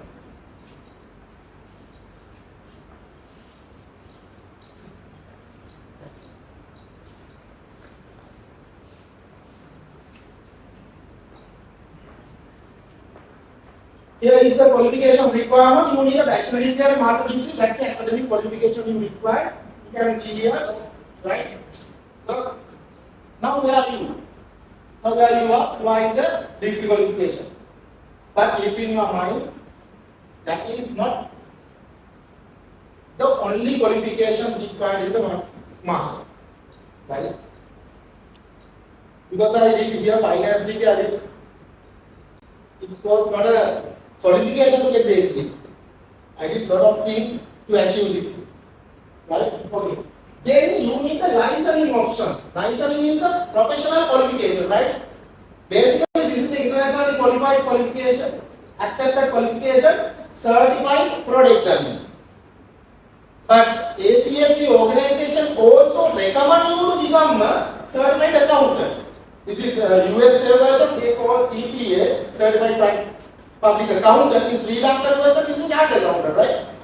Therefore, they are recommending you to have the degree and the masters, get the qualification of ACFP, CFP.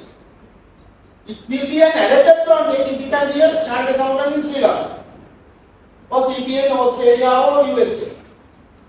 Now you have to plan your future. What are the qualifications I am going to achieve? Not just a degree. Clear? You need the degree, that's the basic qualification. Then plan what are the qualifications I am going to achieve. They are recommending you to become a chartered accountant, right? And they are asking you to get the CFP qualification. These are the requirements, right?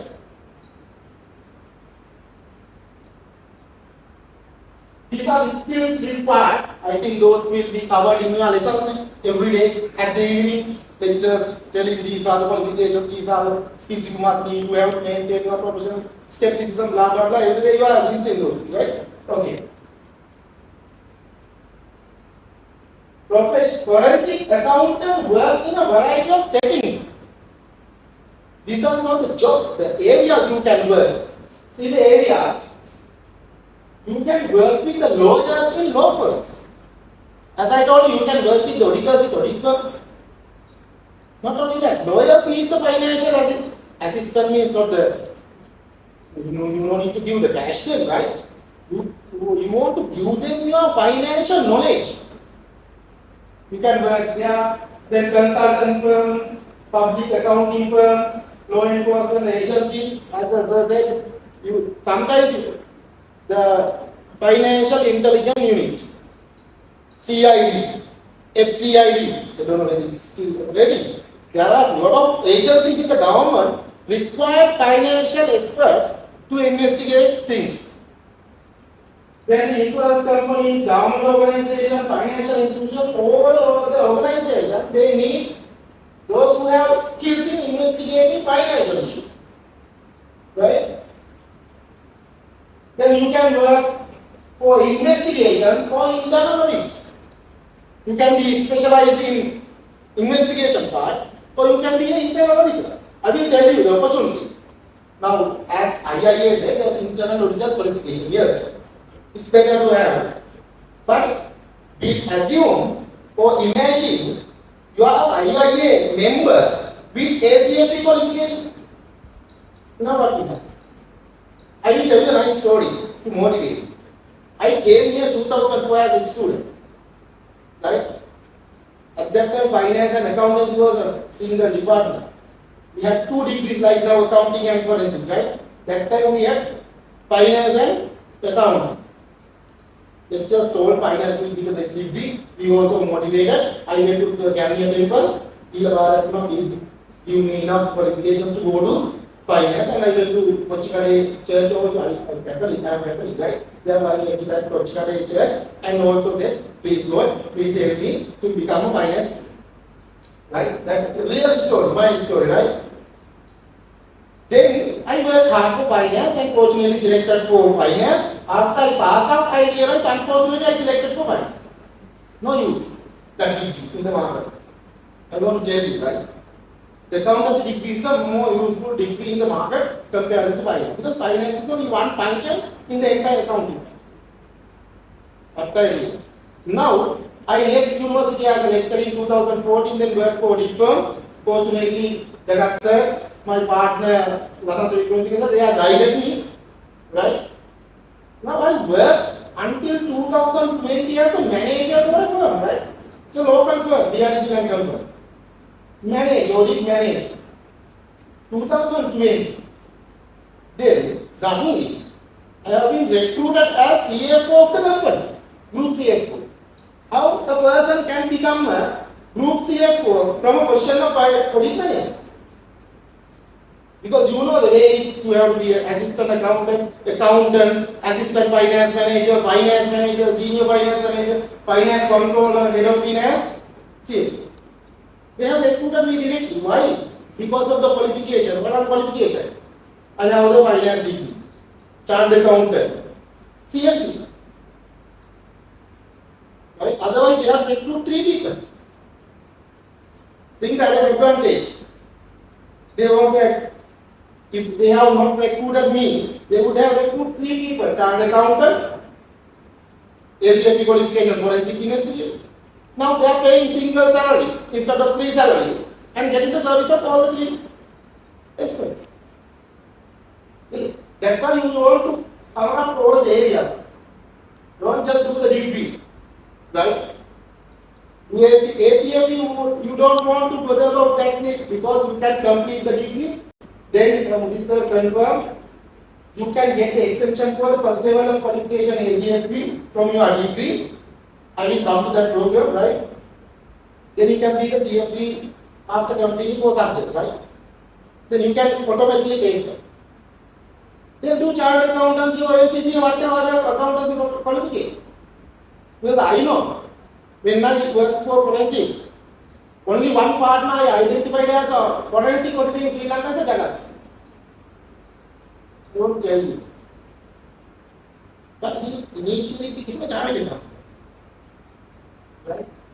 That chartered accountancy qualification or ACCA qualification will help you to become a specialized, competent forensic auditor.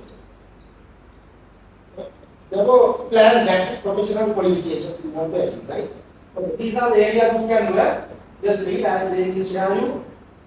Then you can work with the government agencies, especially in USA FBI. We have CID, FCID, FCU, that financial FIU, financial intelligence unit. Then you have different departments in the central bank, right? You can work with them. There is a most important part.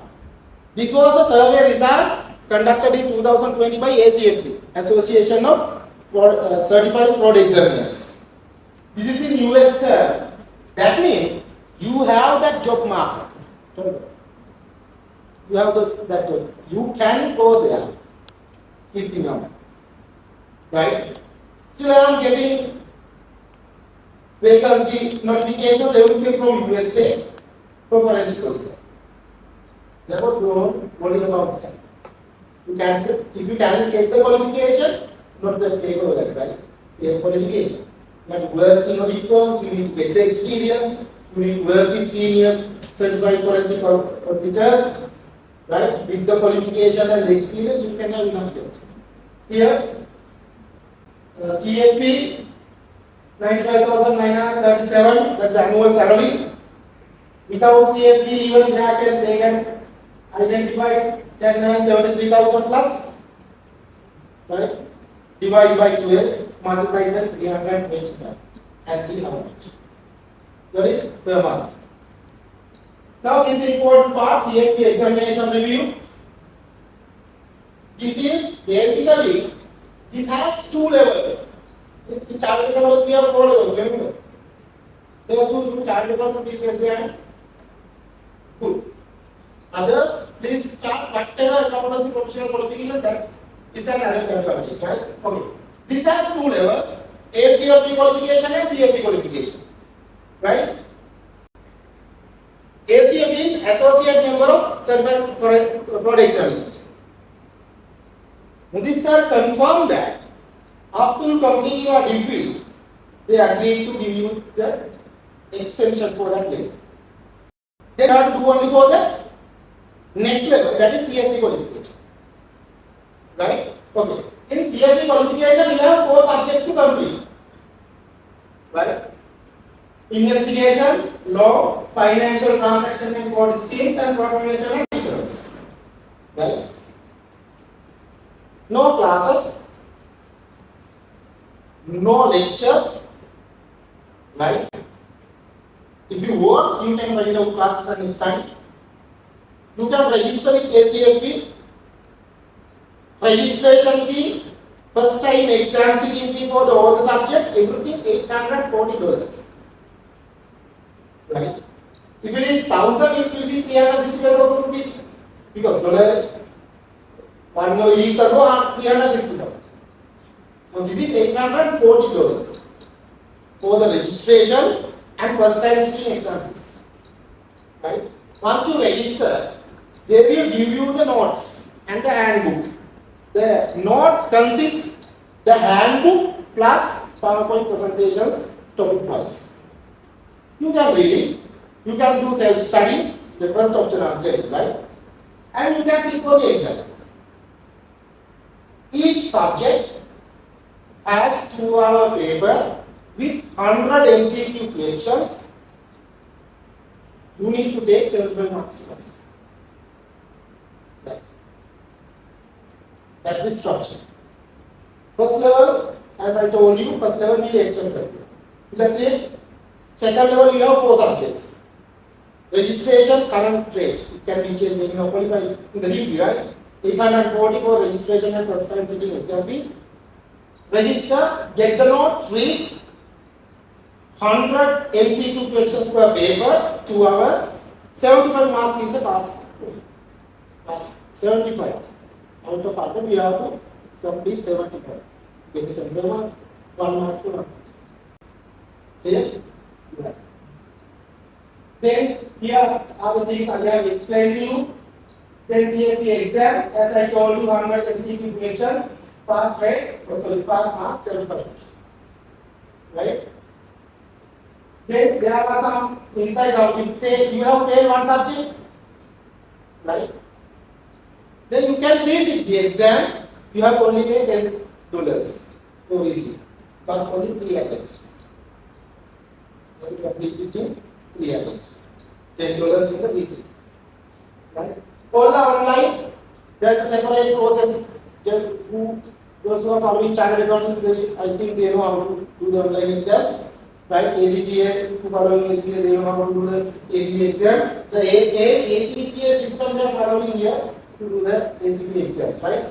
I think you are IT savvy people. Therefore, you can easily understand anything IT things. Then remote proctoring preparation is that part. Just read how to sit for the exam, how to prepare for the exam.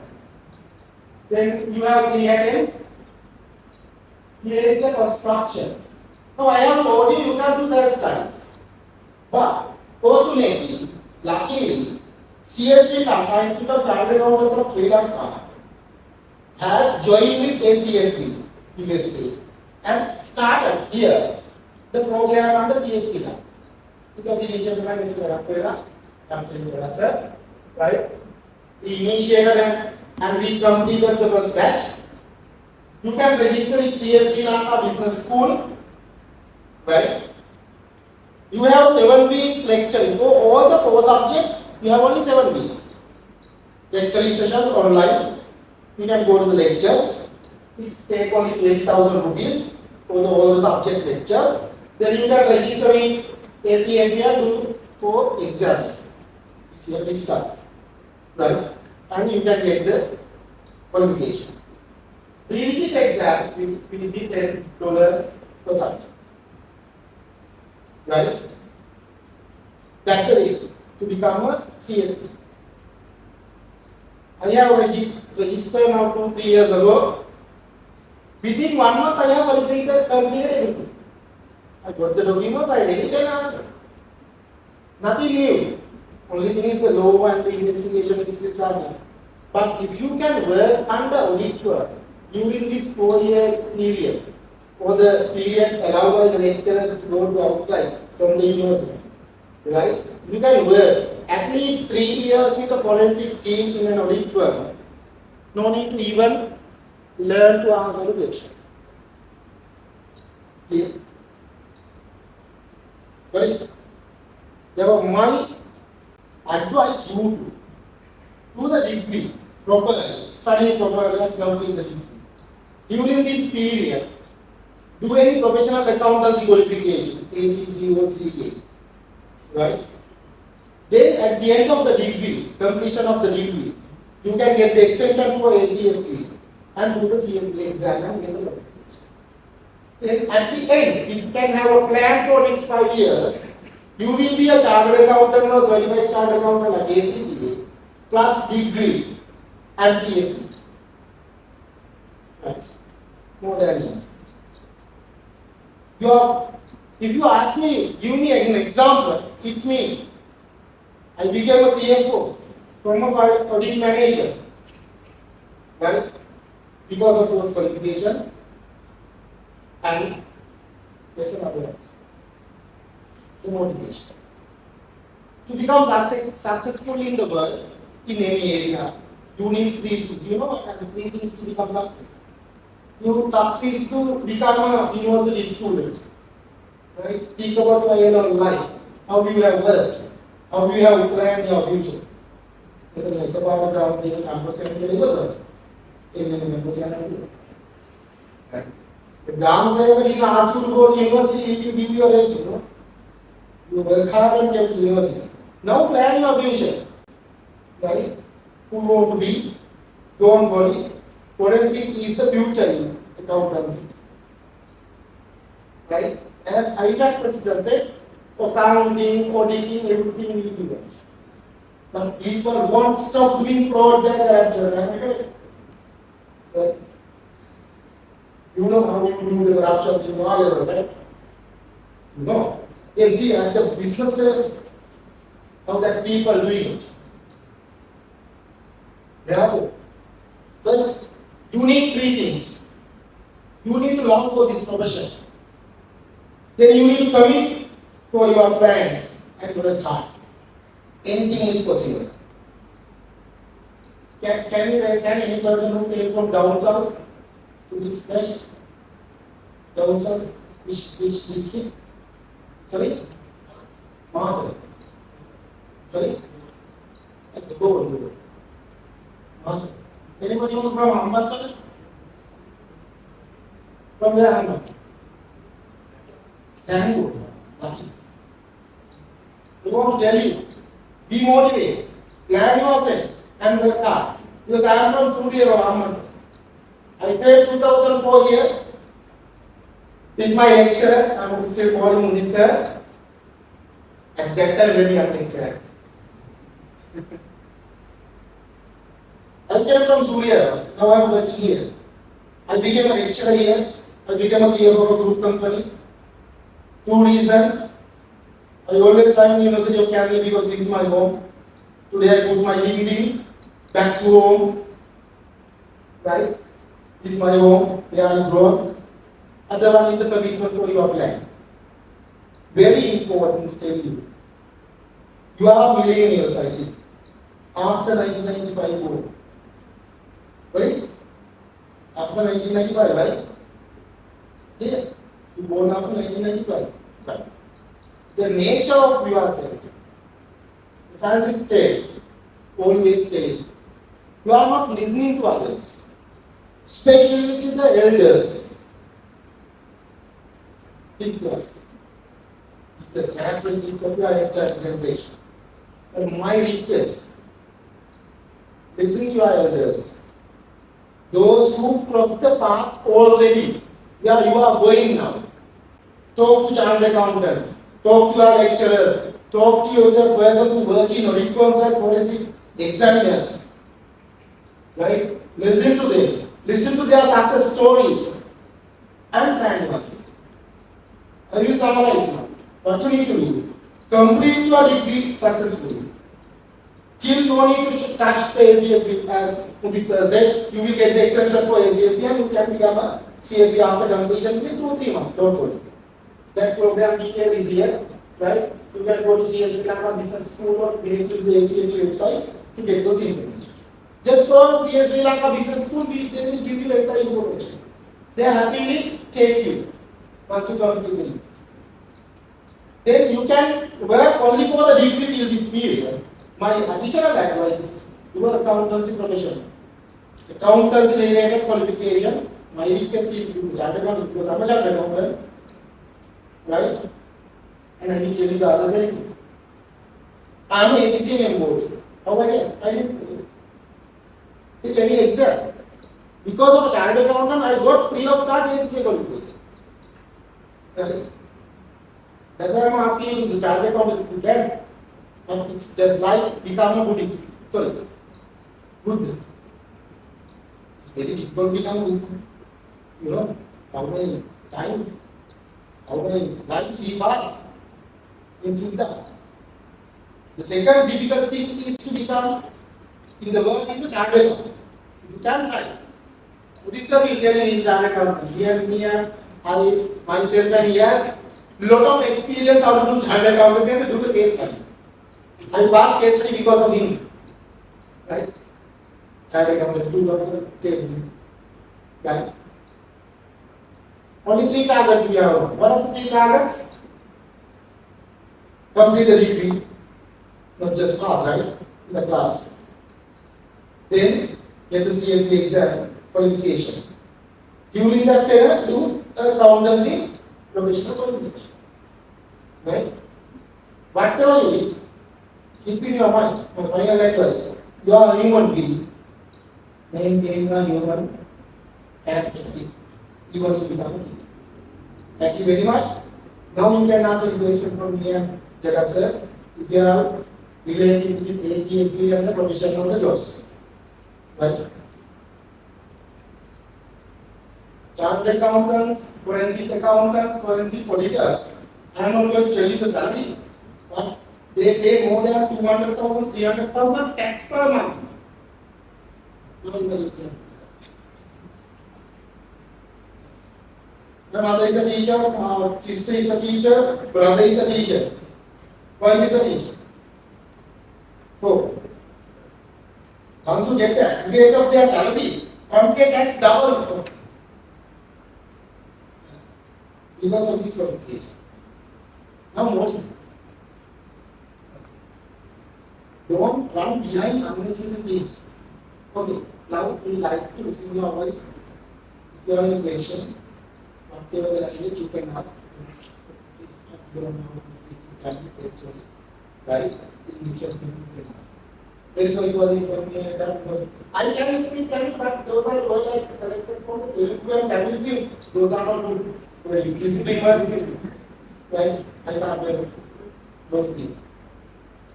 Because I used to use those language in my audience, then one Tamil friend told me, don't use those things, those are not good words in our society.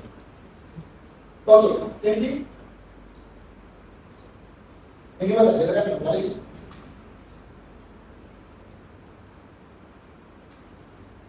Is there a very thing?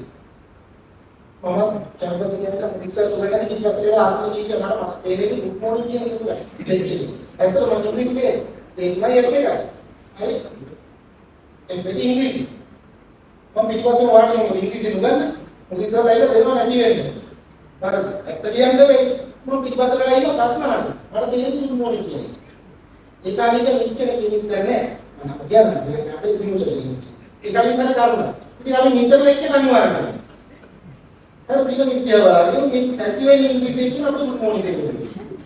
The one they have to get my code. What is there in English? And dictionary of the logical discuss. You go from Uganda. You go to the what about the name of the Uganda?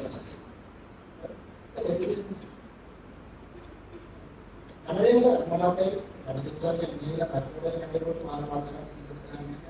Mengingat kan,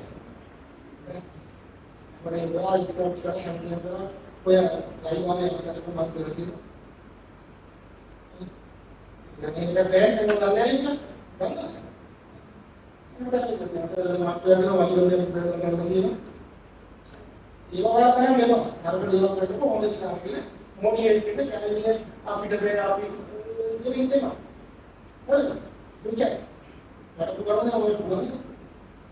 Dia kali English ke kalau ini kan? Ingat? Ah? Kita itu apa ini? No questions. Yes.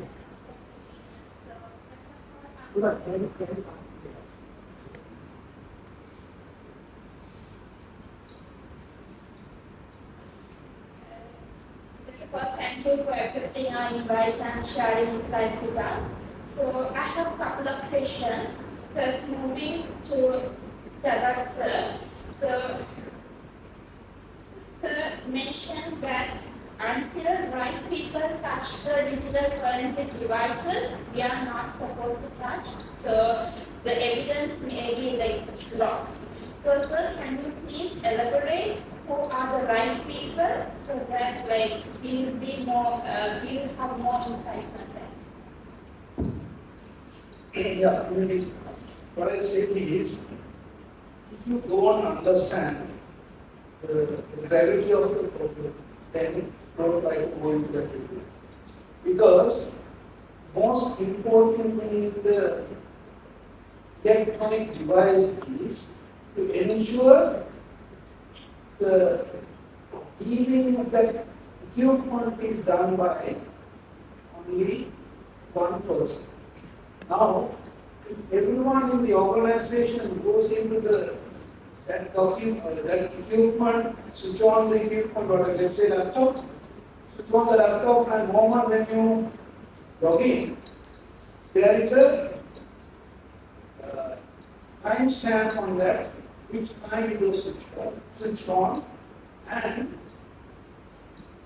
the person who owned that device will tell, at this point of time, I was not in this organization. That means somebody else has access to those devices. Obviously, the poster can create an environment and his defense will be, it is not me, somebody else has done. To avoid that, only I am telling, don't go and meddle with these equipment or the devices until you have the right people to access. Now, who can access these? Someone who understands the technology. The forensic technology, one of the things that we learn is how to access to a device without giving the footprint. So that when you access, there will be a date stamp or time stamp. And if we use the right device and access, then access is not being stamped into the queue. That is why I said don't touch. When you're choosing this particular course unit, they have the question like, do we have internship opportunities in the market and what kind of exposure are we gaining through those forensic internship programs? So, sir, could you please address that issue so it will benefit all of us? Because I think you are asking that question from the most suitable person in the country. Yeah, exactly. He will answer. Okay, it is a question that you want to understand. There are a lot of opportunities available for experienced people. But if you are someone who has no experience, in the available positions is very difficult. So, if you want to, probably you may have to join a place where you can learn something about forensic audit or forensic related areas. It need not be a forensic audit, it could be fraud prevention areas, the compliance areas. So you can join any organization, all this available. The advantage of joining a firm like audit firm who is involved in the forensic audit, the scope is much more than the normal organization. Because if you join a manufacturing company and if you are with the compliance team or the forensic team in that organization, you will be seeing only the incidents or the occurrence of some issues connected with that industry. But if you work in a audit practice, maybe you may be working in at least 5 to 6 places in a period of 1 year. So that is the advantage. And that one industry to another is quite different. If you do not understand the industry, you cannot do the rest of your investigative work. So it takes time, but I recommend to use the audit firm because there you will have a better access to, or I would say more access to the areas that you are into. But it doesn't mean the other corporates available around us are not adequate. Definitely, there will be good opportunities available in those places also. So, answer for internships, my recommendation is the audit practice will be limited. Even internal audit, I would say you will learn some of those important aspects. It's not your scope is not only to become a forensic auditor. Your scope is basically the compliance and the regulatory environment, the fraudulent or fraud prevention areas. All these are part of the scope. It's not only just looking at the forensic audit. Thank you so much, sir, for sharing your insights, and that was a burning question actually with all of our graduates. And thank you so much, sir. So my next question to Mr. Samir.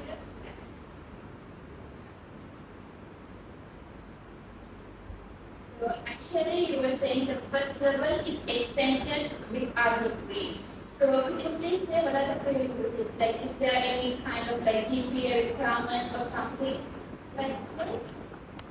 Yeah, police sir will answer because he is on the line. Okay, thank you. Right. So once you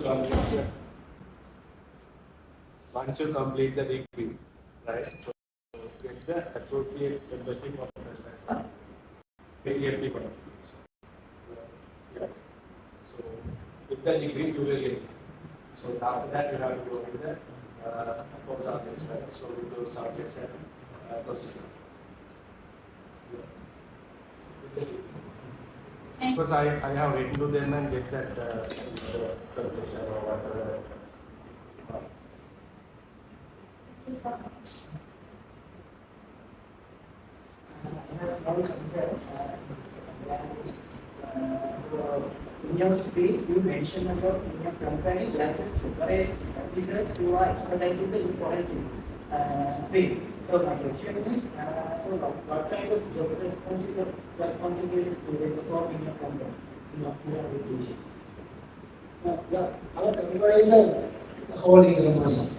We have 30 plus subsidiaries. Some are more branded subsidiaries like Graphics, Apparel, Phoenix Plastic, and we have more like unsung heroes. We have some property companies, right? For all, we have centralized internal audit department. They are generally doing day-to-day internal audit functions, right? But they have separate subsection recently established with expertise. It's called forensic division. It consists of a lawyer, retired police officer, retired army officer, plus 2 chartered accountants who have ACFP qualification, and those who are doing chartered accountancy as interns. 5-6 people working as interns with them. Their main job is to identify, number one, their task is to identify red flags. Every day they want to work on identifying red flags and take necessary actions to prevent frauds. You know, red flags means rules for frauds. Sorry, the frauds taken place. Sorry, right? Red flags means fraud taken place.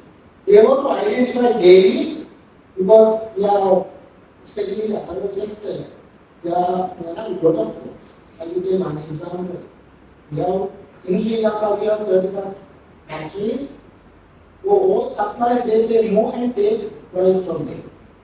Every day they have. It's a thing. Just like you are having the 3 meals per day, we have 3 clothes per day. Right? They have to identify red flags and investigate and identify the responsible parties and take necessary actions to them. In each investigation, a chartered accountant and CFP qualified people involved in assessing the extent of fraud, how much the loss income. And they are using their auditing skills, specialized auditing skills, in gathering evidence. Their other duties, every day they are evaluating fraud risk factors. Right? What could go wrong? What can be happen in next day? Once you identify the fraud and put controls there, fraudster will identify a new method to do the same thing. That's the nature of the fraudster. Fraudster never stops doing frauds. Fraudster is not a person called, say, someone. Once we got someone, they are making another more someone. And they will do the same fraud in another new way. Every day they want to identify fraud risk factors and introduce new systems, new controls, and it's a 24/7 work. Sometimes they are leaving the employees at midnight to take stock counts without informing the factory. You know, we are manufacturing world branded clothes for the customer, not for Sri Lankan market. For example, Victoria's Secret, right? They are sending us as an order. Please produce this much of clothes. We will produce it according to their specification and their raw material and send it to them. What will happen? Single fraud. Our people take some items from that and selling it at local market for low prices. Then how that brand maintain the brand and the price? Right? For one cloth, say, I'm not going to explain the things in the Victoria's Secret, say one item. Sometimes in Sri Lanka rupees maybe 250,000 rupees. Our people taking it and selling it at 10,000 in the market. Right? Every day. Raw material. Right? Recently found the vehicle hire charges. Suddenly doubled. Right? Generally, accountants and interpreters don't care about that. But our finance, the forensic team there is a produce factor and a red flag. How it's doubled suddenly? It was doubling last month. Fuel prices went up many months ago. Then it cannot be happen. Then they investigated and identified people change the meter of the vehicle and charge more. Every day, as the 3 minutes per day, we have 3+ crores per day. In my organization, all other organizations will say, sir, no variable because one of the pioneer forensic origin in Sri Lanka, the part of the KPMG, you have the chance to join with you. You can say, sir, at that day I was there, I was listening to a lecture, please take me, then you can't take me. They are not recruiting many people, but you can get a chance. Right? I told him, sir, later Jagan sir is here because the visitor will get the opportunity to work at KPMG forensic division. It's a world recognized qualification. Even I don't have. I have a local job training. Right? Especially KPMG, EY, PwC, local DRC, practicing some forensic investigation, not 100%. But big four firms, if you can work and make the name and the experience, not on the name, right? And the experience as a result, you can be successful. Because your ultimate objective is to have a good salary, nice vehicle, a nice house, right? And nice life partner. And so we will go and some life partner. Those are the objectives, right? Those are the targets. To achieve those targets, you have set your goals. Right? My advice is always you need to look for firms and get the experience with the name. Every guy it will recognize. One of my cousins working in New Zealand, he is running an agency. Last week he called me and told, give me some CVs of forensic examiners, not in your qualification. At least 2 years experience in big programs, I will recruit them to use it. My name. Because you are the first batch. Right? And I will check my we have changed them forensic. Well, what is you are the studies Sri Lanka. We are having a degree under the government. University, right? You don't have enough people to send it to New Zealand. Forensic training out there people qualification about that. Big four firms in it. You design, very good. Information. I'm media now trust you. There are many things you I'm here now. What are campus? It's not going it's not there are answers that are key. Whether it's Matari, I'm here now. I'm really happy.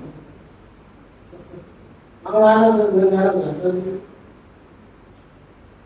we are taken by people, so we limit their opportunities. Of course, what happened is we have to work with the environment. Economically, presently, country is not in a good shape. So, work-wise, we are still struggling. But I think there is slight changes to happen, not only from the Sri Lanka perspective. We have few opportunity outside Sri Lanka, so we should be able to like some leadership. requirements are generated from outside, remember, but we should be able to put our people into this work very soon. The plans are already done now. Maybe next 6 months we should be able to implement it, and quite a lot of people should be able to send out of the country. But of course, short term or probably short term.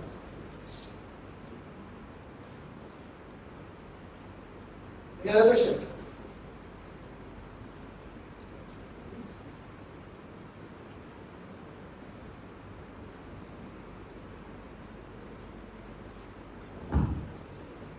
Okay.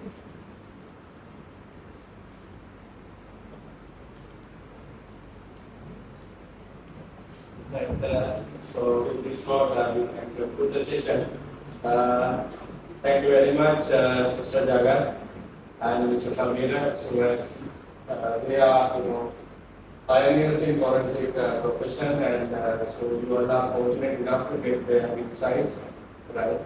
So I think this will be a life turning point in order to develop your career.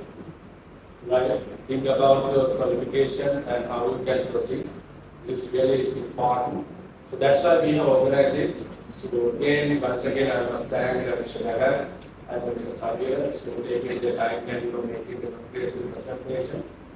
And on the top of that, so I want to thank Mr. Imar, so who organized all this, and Shashikala and the Dhananjay, so the other lecturers as well.